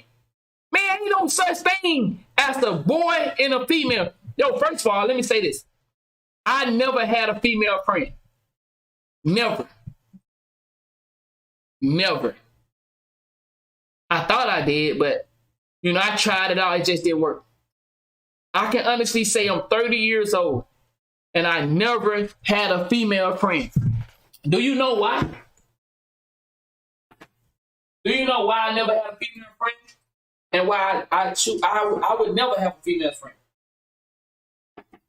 Because I have a penis and I like pussy. I'm not homosexual, so it's not possible for me. Because see, ladies, can I be honest with you? Dudes that are your friend, it's 2023. You still believing that nigga just okay with being your friend. He just waiting. These niggas, nah, I ain't gonna lie. These niggas, I'm gonna be honest. You gotta damn near be, you gotta be a stud for me to talk about we friends. I ain't no reason for me to be friends with a female with a pussy. What you talking about? I don't want, your friend? Bitch, I wanna fuck you. Why would I wanna be your friend when you look good? I'm seeing you. You think I don't got eyes like the rest of these niggas? You think I'm looking at you as you my little sister or something? Bitch, no. You a girl that talking about, hey, my best friend. Best friend? Man, you going with that dumb shit. I know some dudes out here saying that shit. Man, you better be ugly to that dude, because you not finna be my best friend. No. I'm watching you just like the rest of these niggas watching you. And don't let me hear that. Hey girl, you better stop. Yo, to you females, if a nigga is slapping you on your ass talking about, man, look at my best friend, she thick. My best friend thick. Oh, my best friend, look. That nigga wanna fuck you. Stop letting that dude trick you. And ladies, let's be honest, y'all know that. Bingo. Bradley said, females know. Ain't no nigga sit here talking about you the homie. Man, that nigga wanna fuck you. There's no way a nigga finna be dancing with you like this and you think we just supposed to be kicking it. Man, when we, nah, hey, bruh. Listen, I understand what it is, but shit, I'm ready for that next level now. But you know what? Once again, this is what you got to deal with. Because there's a deeper message behind this. I don't really give a fuck that he dancing with that girl. I give a fuck that for you young dudes out here. I want you to understand, when you go to jail, Pooh Shiesty, he got 5 years in jail. I can't even recognize, is this the real Pooh Shiesty, y'all? Nigga been gone with, is this, he don't even look like a slime. Is this the nigga with the ski mask? See, you see, are you getting what I'm trying to say to you? I don't even know, is this him? They say, it say Pooh Shiesty. Look like Pooh Shiesty and his girlfriend broke up. Free Pooh. I rained that Pooh Shiesty. That didn't look like the nigga I remember. Nigga, I don't even know if that's Pooh Shiesty right there. But what I'm trying to explain to you is, when you go to jail, or when you get killed for living this gang life, or just pass away in general, and you got homies like this, there's a possibility your woman not gonna wait on you. And could you blame her? Could you blame her? I'm single and ready to enjoy my life. My nigga said, I reckon that Pooh Shiesty. That nigga said Pooh Shiesty turned Muslim. That jail will do it to you. But what I'm trying to get y'all young dudes to see, the girl that you think you in love with right now, she might be a good girl right now. But you expect her to wait for you. Now, guess what? There are some women that have waited, and I'll show it. There are some women that have waited. But y'all, all y'all can't get that lucky. Let me show you. There are some women that waited. And this dude, he finna talk about it. You know, we know a couple incidents. But let's be honest with ourselves. Everybody ain't gonna wait. Man explained how his lady held it down for him while he was locked up in prison. She a keeper, definitely a real one.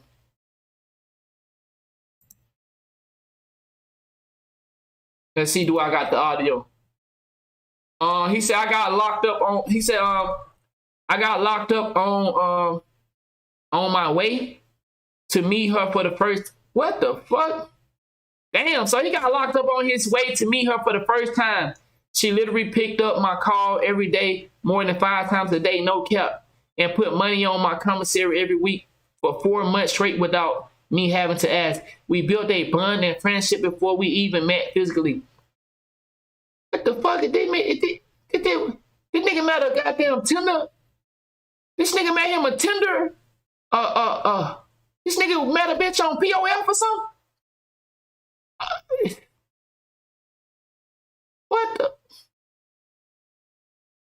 What the fuck? So this nigga met a POL female. Man. Okay. Alright, well, okay. Commissary every week for 4 months straight without me having to ask. We built a bond and friendship before we even met physically. Came home fucked up. She gifted me a sweatsuit, a card with some bands in it.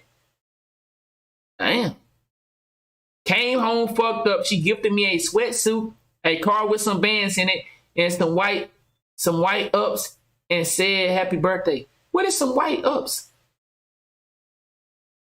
Y'all, I'm a little slow. I ain't really good on my street terminology no more. I've been in the house for the last 3 years, y'all.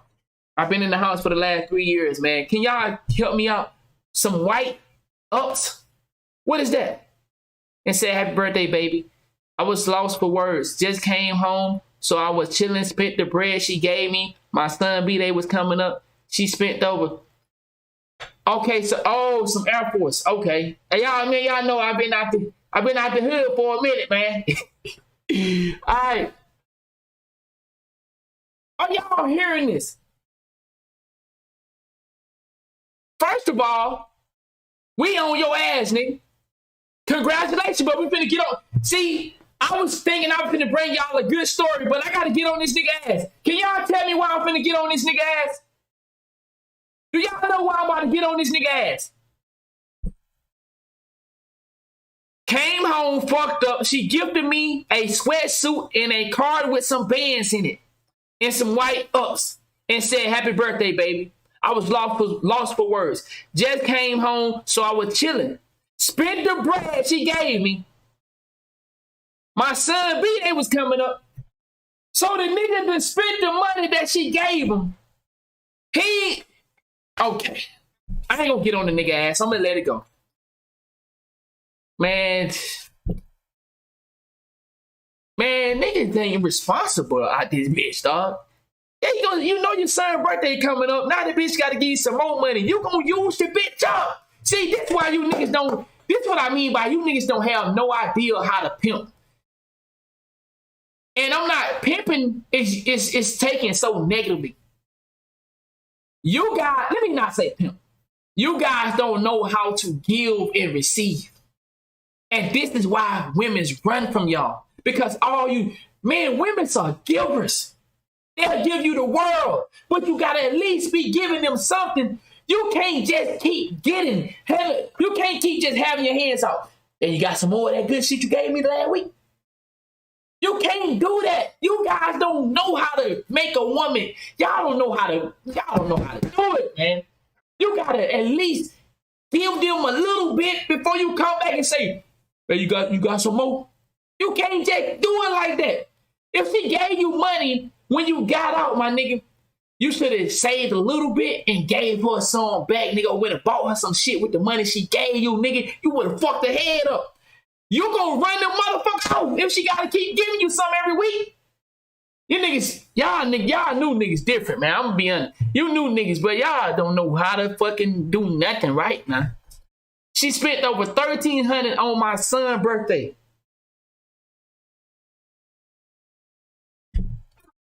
No disrespect. I'm not wishing harm on him. I'm not wishing that he lose his girl. What I'm telling him, if he hear me, if somebody show him this, bro, you gonna use up. That's the worst thing you can do to a good woman. Make sure you're giving back.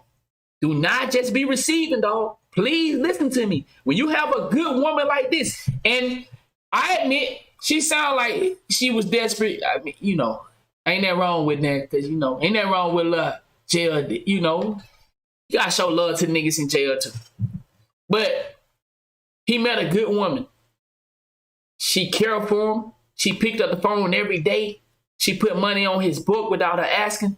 But what I'm saying, fellas, there's a thing called too much usage. If you play sports, you know what I mean. You can use up your fucking lifeline too many times. You can't just take. You have to make sure you're investing back into the person that is investing in you. And it sounds like she's spending a lot of money right now. He spent $1,300 on my son's birthday, from the fit to everything. After she chose to invest in me with the 360 camera, so it would look great with my PO. All I have to say is God made everything happen that way I did for a reason, and you believe in me without me showing you anything, and I will forever love you for that. Believe in your man, even when he's not at his best. You just might never know. You just might never know what he'll do when he at his best. I love you. He said, okay, you deserve everything I did for you. He said, you deserve everything I did for you. Oh, yeah. And we have 2 business LLC, all of this in less than a year. Man, shout out to Brody. You know what I'm saying? Yo, appreciate that, man. Hey, let's give a hand clap to Brody, man. He got out of jail. He ran into a woman, and she took a chance on him, man. Congratulations. But what I'm saying is, I brought that story to say that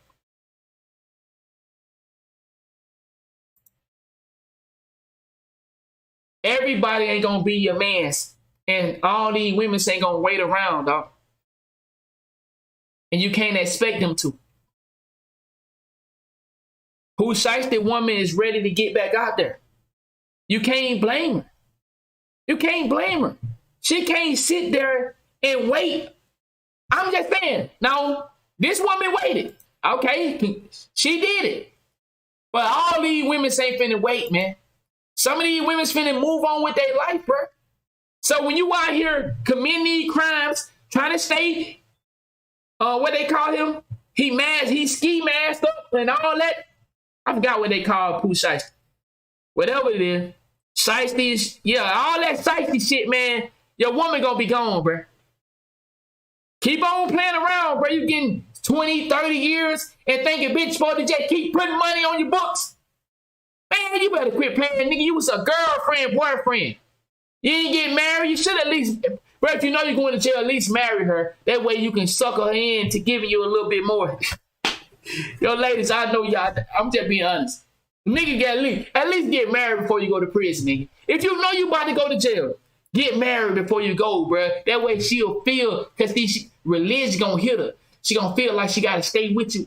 Okay, my bad. Y'all don't want to listen to me. All right, then. Well, go to jail, nigga, being boyfriend and girlfriend. You gonna be like Pooh Shiesty. But anyway, man, back on the Fivio. Fivio is wrong. That's his man. Look at, he's so happy to be hanging out with Fivio. Fivio and this dude's supposed to be friends. There's no way Fivio's supposed to be behind this girl like that. No way. Fivio, you a filthy ass nigga. And you know what Fivio had to say? Fivio said, a nigga can't dance with his friends. This world is demonic. Shake my head. You goddamn motherfucker. This nigga, see, this is what I mean. This is what I mean for you guys out here that have a good girl. You still hanging out with the gang and you get locked up. That nigga said Fivio ain't hoe. You demonic. This is what I mean, fellas. You have a good thing, but you still playing around in these streets. These niggas don't give a fuck. These niggas just gonna say a nigga can't dance with his friends. This is what he called dancing with his friend. Putting on that woman's ass. He damn it, man. Come on, man. Come on. Come on. It ain't like she no ugly girl. Ain't like she no ugly girl. You know King Von told them boys how freaky she is. You know the industry, you know. But she said she ain't been around in the industry. Said, nobody never said they fucked me, but the internet calling me a hoe. Suck my dick. Damn. God, this nigga say ain't nobody gotta say it, Von did. But like I said, I'm just telling y'all, man. You play around out here in these streets, you lose your girl to jail, or you lose your girl to death. She gonna move on. Whether it be your homie. 10. She a baddie with her baddie friend. Whether it be your homie in this case, or whether we don't know for Pooh Shiesty case yet. He'll find out soon. She said she's single and ready to enjoy her life, so you know what that means. Pooh Shiesty, you in jail and somebody finna, well, somebody gonna beat the edges off her. Pooh Shiesty, you, boy, that gonna hurt. And let me stop, because Pooh Shiesty might try to get me. Don't try to get me, Pooh Shiesty. You gonna be in jail, lose another girlfriend. You ain't no need to be mad at us. You the one out there on your shiesty shit and a lost the girl. Now you got your head down. Hold your head up, nigga. All right, but we're gonna move on from that, man. I'm just saying, y'all. If you got something good, man, like this young brother, you know, he went to jail. She held it down for him. Now, I don't know how long he was in there and how long she held it down. I'm assuming 4 months. Well, you know, commissary every week for 4 months. So I guess he was in jail 4 months. Motherfucker probably can wait 4 months.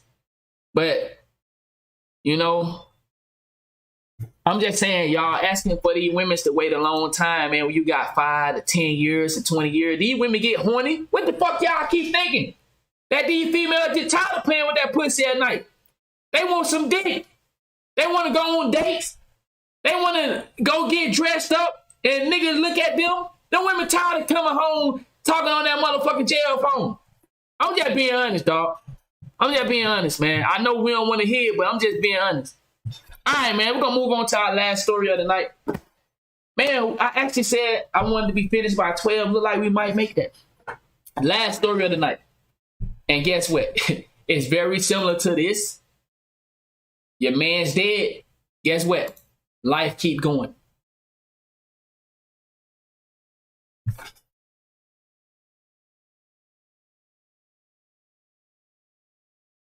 When when Takeoff first got killed, and I heard Quavo did not want to cooperate with the police to point out the man that killed his nephew. And I did a live stream and I asked the chat, I said, would Quavo be considered snitching? In the chat, a lot of people in the chat said yes. And a few said no. I want to say that one more time. Quavo's nephew was killed in front of him. He knew who did it, and he chose not to cooperate with the police. That's not snitching in my case. If that was me, and I was in Quavo's shoe, I would think he would cooperate with the police. It's very strange that Quavo did not want to cooperate.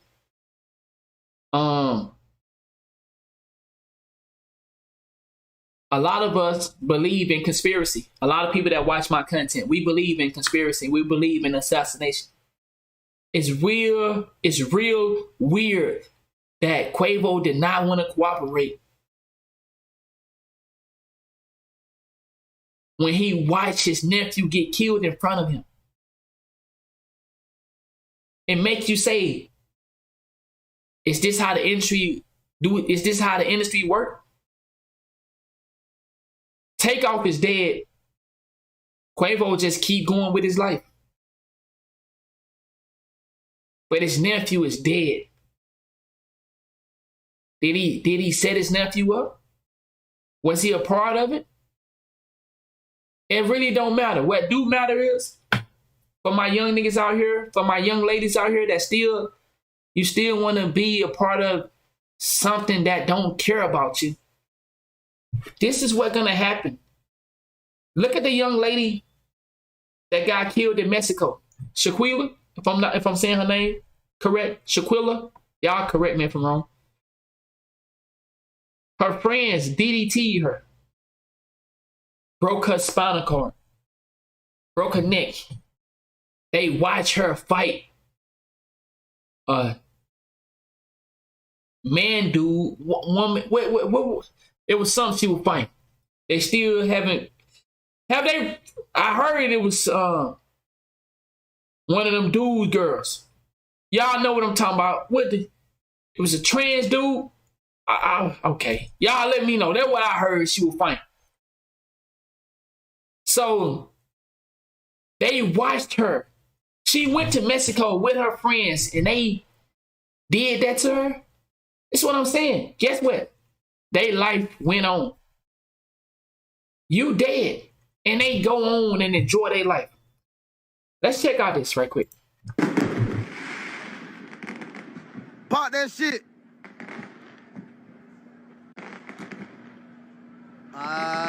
Gang with me, man. Yeah. Man, shit going off, man. Shit going off, man.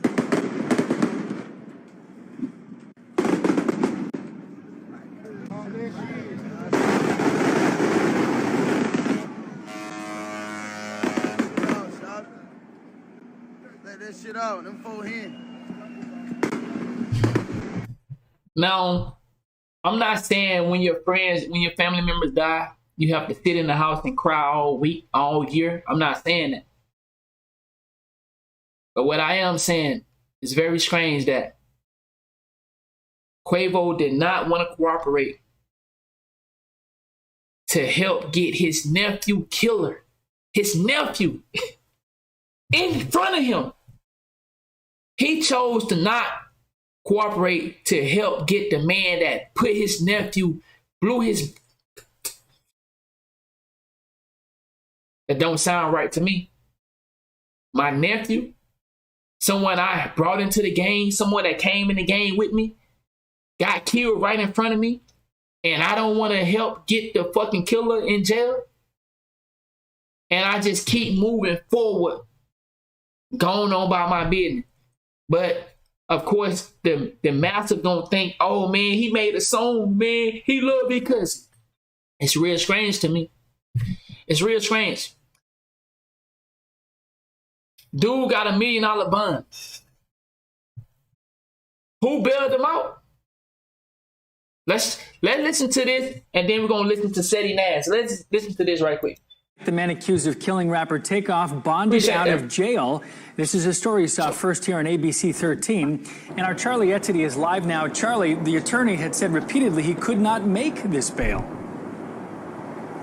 Yeah, that's exactly right, Jacob. I mean, his bond was lowered from $2 million to $1 million, and defense attorney said that still was incredibly high. But we've learned that Patrick Clark, the suspect, has posted that bond and is now out of custody. So part of his bond conditions is that he must remain at his parents' home located on the far east side of Houston, and he also cannot have any contact with the family of the victim, the family of the rapper known as Takeoff. And so it's been about 2 months since Kirshnick Ball was fatally shot outside of a bowling alley here in downtown Houston. Clark is the only suspect charged with his murder, and he did post that $1 million bond yesterday. So this comes after court hearings where his defense attorney, Letitia Quinones. So who do y'all think posted the $1 million bond? Y'all know who posted it, right? Y'all know. I'm just fucking. I know y'all know. Has argued that a bond higher than $300,000 was simply too much and pretty much impossible for Clark or his family to be able to afford. So initially, Clark's bond was set at $2 million right after his arrest. Meanwhile, prosecutors say Clark's work as a local DJ and a strip club promoter deals largely in cash, so it's really hard to determine how much money he actually has access to. They also raise concerns over him being a possible flight risk if he is not in custody. Well, Clark's bond never dropped below $1 million, and his attorney at the time expressed her frustration. Right. I have a lot of respect for Judge Hill, but he's a human being too. And so I believe that there are a lot of factors that went into this consideration and to this decision. And I think just to be frank, I think the high profile nature of it and all the media attention that it's getting had a lot to do with it.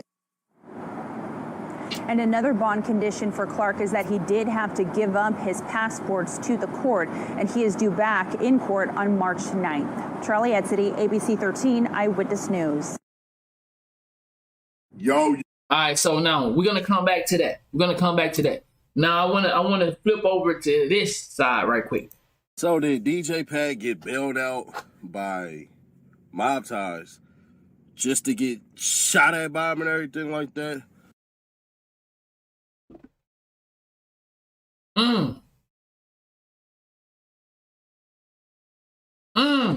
Getting interesting, huh, y'all? It's getting really interesting. I'll lay out later in the video who actually got DJ Pat out, because it wasn't no mob ties, had nothing to do with Jay Prince or any of that. They basically really alluded to it 2 weeks ago. But would they be so stupid? And this is all a rumor, but there was 2 shootings that happened last night after the mans got basically out on bail. And what's said is, and this is around Houston, what's said is, hey, they rolled up on him and everything like that, had an altercation and then shots fired. How true that is, I don't know. That's 50-50, but we'll find out later. The police are definitely going to have to say something about it, because you don't just have a shooting like that and then nobody say anything. I know DJ Pat's address. I won't put it out on the internet and everything like that, but y'all can figure it out. That's why I put up those 2 shooters. Now, I don't think Jay Prince or mob ties is that stupid. They handled this situation very dumb. But do I think they have anything to do with anything with Takeoff or DJ Pat related? No, besides holding and hosting the doggone the event. Now, is DJ Pat mob ties? That's to be seen. Y'all can make that comparison, everything like that. But nah, Jay Prince and them had nothing to do with DJ Pat getting bailed or DJ Pat basically getting shot at. But let's start this. The man accused of fatally shooting Migos rapper Takeoff has bonded out of jail, according to court documents. Our Brittany Jeffers is joining us live from downtown Houston with the latest in this case. Brittany. Pat got bond. Oh my gosh. What? Y'all know the judge already knew that he could make that $1 million bond. He said so a week ago. That's why y'all subscribe to this channel. Let me take y'all down memory lane. $1,000 at this morning's hearing, but that didn't happen. He said there was evidence that Clark could afford that current bond of $1 million and added that he's a potential flight risk.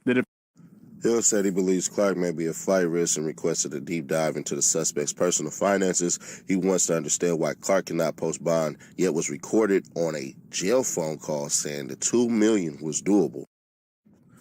Yeah, the boy was concealing his records. He was doing that. He already knew he could make the $1 million bond. But what you typically do is you don't want to pay the whole entire thing. It's like going somewhere, you have the money for it, but you negotiate a lower price. The judge heard him say out his mouth the $2 million was doable. Dummy was on the phone. Patrick Clark is one of the worst defendants that you're going to have because he screws himself over. The man was already looking for his name in relation to Takeoff online. On top of that, try to fool the system by giving him a passport card instead of the passport. Actually was looking for tickets to go down to Mexico and everything like that and got an expedited passport. When they paint that picture in its entirety for the realness of it, they're going to show this man is absolutely knowing what he was doing and that he is definitely the person who killed Takeoff anyways because they have it on camera. Hence why his attorney said, oh, we're going to put up a defense, meaning self-defense plea. So it's no doubt that Patrick Clark killed Takeoff. We don't even have to say that. All we got to do is wait and find out if the man actually did it in self-defense. Is there going to be a case to make for that? Absolutely. Because you're going to have the chance to say that I'm crying, that Migo Benz had a gun out and everything like that. But there's going to be a big hurdle with that because what did happen was you seen the man with a gun, and why didn't you raise concerns earlier? Why did it take a scuffle for you to shoot this man? But then he can also say, well, he raised a gun. But they're going to wait on what they see for the evidence of the actual skirmish and everything like that. But either way that go, I'm not surprised. He basically said it out his own mouth. This is part of the reason why he didn't get the $300,000 bail reduction. They really wanted $100,000. Then they tried to go for $300,000. But I'm not surprised at all. I believe people when they tell me certain things. And telling me that $2 million was doable means that $1 million is very doable. And that's what happened. But y'all share to keep your people aware, subscribe, turn on that. Okay. Shout out to Setting Ass. Now, I want to see what Urban got to say. Then we're going to speak on it. Yo, it's Big Ant, the spokesman, man. We back, another edition of Urban Politicians TV, UPTV. Make sure you stay on your pivot at all times, man. Had to come tap in, and first and foremost, once again, I want to send prayers, condolences, and uplifting spirits to the entire family of Takeoff. He was shot and killed out here in Houston, Texas, November 1st, 2022. It's a little bit over 2 months now, but they are still waking up with that pain, that loss, that moment that they got that phone call. Most definitely, Quavo was right there on the scene, watching his nephew take his last breaths in that moment, and that's a traumatic thing to see and go through. Most definitely, Offset, the entire Migos team, staff, QC, the label, and also the family and friends who know him. It's more than just Takeoff the rapper. They know him as Kirsten. They know him as somebody they grew up with, talked to, hugged, most definitely. Prayers and condolences to all of them. And Quavo actually just released a song that was deep, man, and it got that vibe on it, like you can hear the pain in it, and it just came out last night. So prayers and condolences to them, and long live the last rocket Takeoff legend forever in music, period. Made his stamp at his mark, most definitely. Now, ABC 13, this is where the write-up is coming from, and I'm going to read the write-up in a second. I'm going to have the links in the description. But they made an arrest. We saw that news get announced, and it came out to be Patrick Clark, a DJ out here in Houston by the name of DJ Pat. The news was all over the place. They said that they had the evidence and everything like that to arrest him. He has now maintained his innocence, though, and I stand on that as a person that does media. Facts. I agree 1000%. And we gonna, that's what I'm saying. Like, it's hard for people with a mind that not trying to be a part of the industry. See, we not here to see. When some people give their take on some of this shit right here, you got to understand, they are a part of the industry or they want to be a part of the industry. So they have to say the nice thing or the right thing so that they don't receive any backlash, because they can hurt their credibility. It can hurt their chance of doing an interview over there or doing music over here. You feel me? So they have to put it in a nice format. And I'm not saying that to diss anybody that we watch. We over here, we ain't trying to be a part of the industry. We here to speak on the conspiracy side of it and the reality side of it. The reality,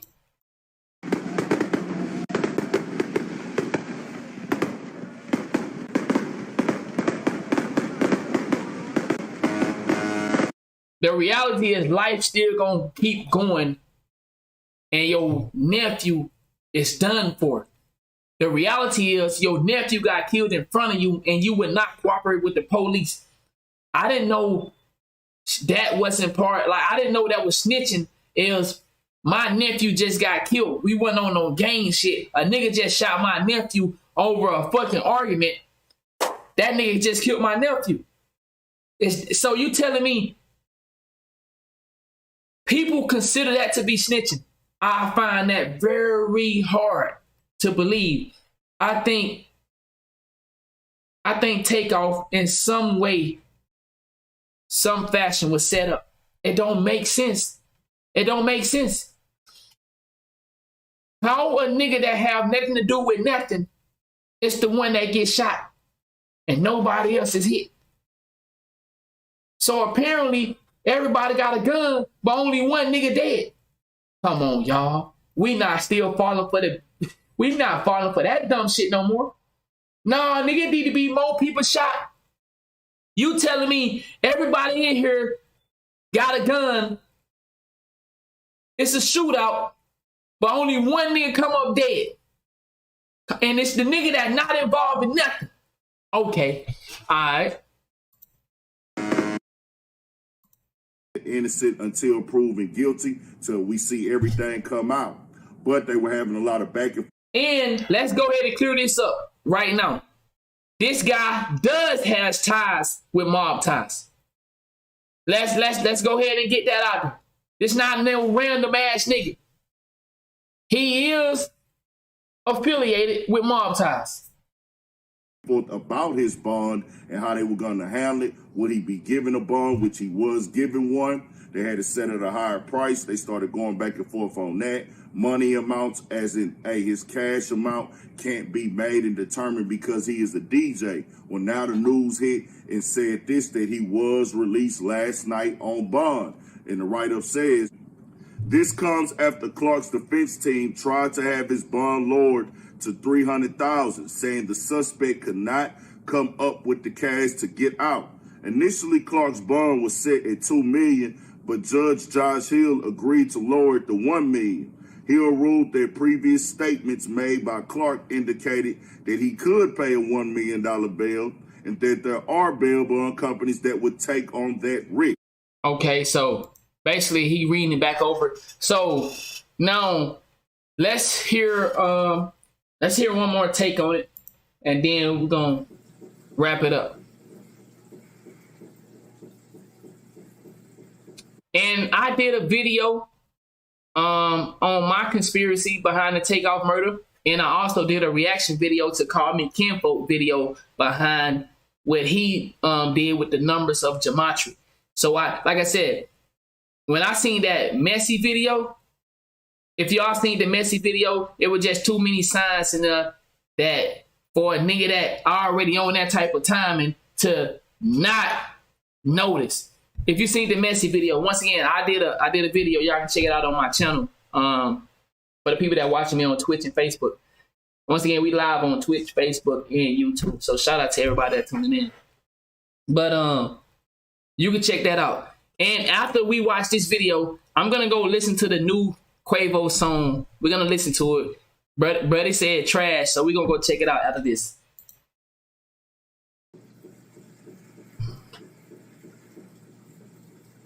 Shall we begin? Shall we begin?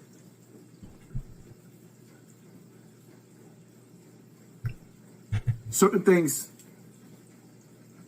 I see just irritate my soul.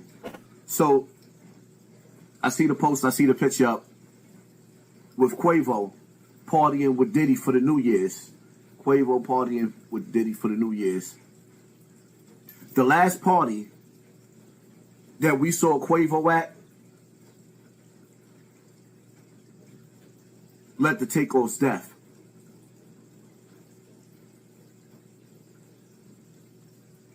If I'm not mistaken, from the audio, from all the footage that we've seen, make a long story short, you out partying with Diddy when Takeoff is in the grave. Until you do right by Takeoff, it's like when you watch that movie Paid in Full. When Rich Porter told the two dudes that got robbed, he said, no more work, no more money, you get nothing until you go get my stuff back. Son, until you do right by Takeoff, you partying? Partying like a rock. You partying? You getting your two-step on? You out doing electric slide when dudes slid on your mins?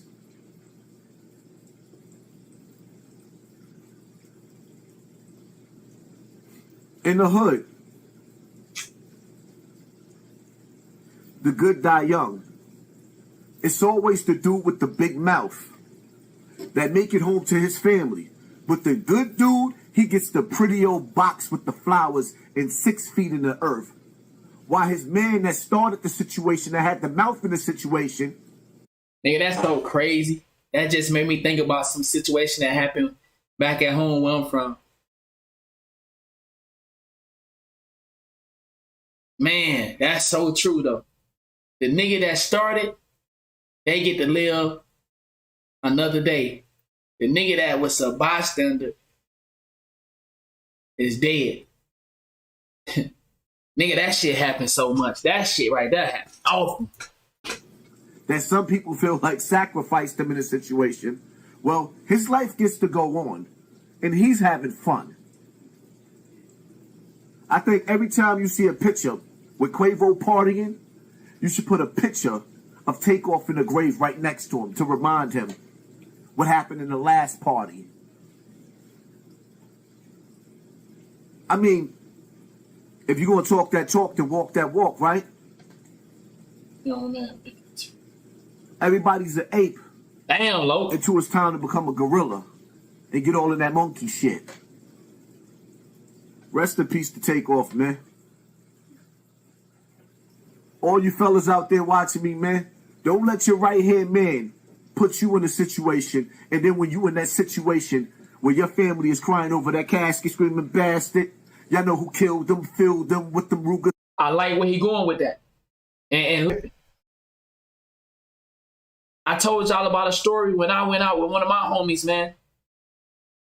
I don't mind a nigga stepping on my shoe. It's not that big of a deal to me because I understand the club is packed. A nigga can step on my shoe because it's gonna be people's shoes I step on. And I'm gonna say, my bad, bro. You know, and I'm gonna keep moving. My bad, G.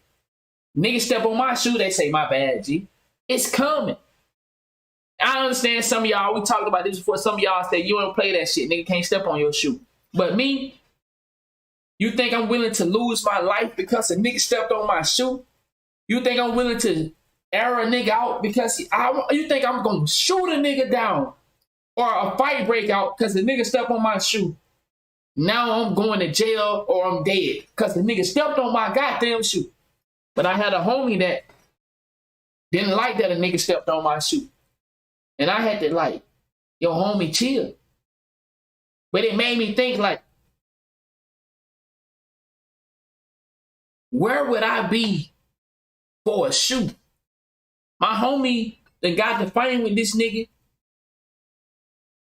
a shootout break out, somebody get killed all because of motherfucking stepped on. Man, sometimes you gotta let certain shit go. Man, yo, I had to tell my homie, bro, chill. No, bro, he just can't step on your shoe like that. My nigga, it's a shoe, bro.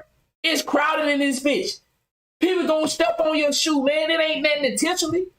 We all do it. But niggas be ready to fight about that shit. And I had to tell my homie, like you said, bro, I go out by myself, man. Because I can handle myself, and I know that I'm going to drink a little bit, and I'm not going to get too crazy. I'm a party, I'm a dance, I'm going to listen to the music, I'm a vibe, but I don't need to get it. I don't drink my liquor and go to doing this. Now, when I was younger, you know, I used to be in the middle of the dance floor. I still be in the middle of the dance floor. You know what I'm saying? But I don't be, when we all have done it. I'm not saying it like I'm a big bad wolf. Most of y'all that's watching, we have done this when we was young. Females and guys. When we young, nigga, we holding them elbows up and we pushing through that thing, tie the club up type shit. So I did that when I was young. But nigga, I'm a grown ass man with a family.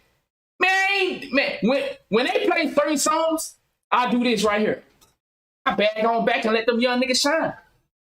I don't try to get mad because them young niggas doing this right here. Hey, let me get out your way, bro. I hear that song. I hear that Boosie come on, set it off. I hear that touchdown calls hell. I hear that I hear that tie the club up. You know what I do? I back up. I don't get mad. I back up because I remember when I was that age, I did the same thing. But of course, I don't go to them spots no more. So I don't have to worry about people tearing the club up when them songs come on, because now I'm hanging out with old motherfuckers that if they get up and they might hurt their knees. Nigga, I remember I used to listen to that shit right there. Yeah, now I go to spots where niggas, they smoke their cigars. They not finna tear nothing up. Yeah, nigga be sore trying to jump up and down like that. You know what I'm saying? But I'm just saying though, man, it's like sometimes we gotta understand though, bro. There's no reason we should be losing our life over a dice game. And especially people that is not starting shit, innocent bystanders getting killed when the altercation started from somebody else. Shouldn't be happening. In them Lucas in them desert. Dying is the shit, but it ain't the shit, but it's pleasant. Kinda quiet. Get to watch my niggas bring the riot. Giving cats the opposites of diets. You gain 30 pounds when you die, no lie. I was high when they hit me. You know that Biggie song? Well, Big, the same way Puff ain't slide when dude slid on you, guess what? Quavo ain't slide when dude slid on Takeoff. Rest in peace to Takeoff. It is what it is, man. That's crazy. That's why it's best to stay home. That's crazy. Stay home with your wife and with your wife and with your kids. Because when it hits the fan in them clubs, you'll be the one either dead or in jail, and your man's life, their life his life goes on. That's facts. I've seen it happen. It is what it is, man. Hit that like button, hit that share button, hit that subscribe. Shout out to our son Campbell, man. I definitely seen it happen. I done seen niggas take them chances.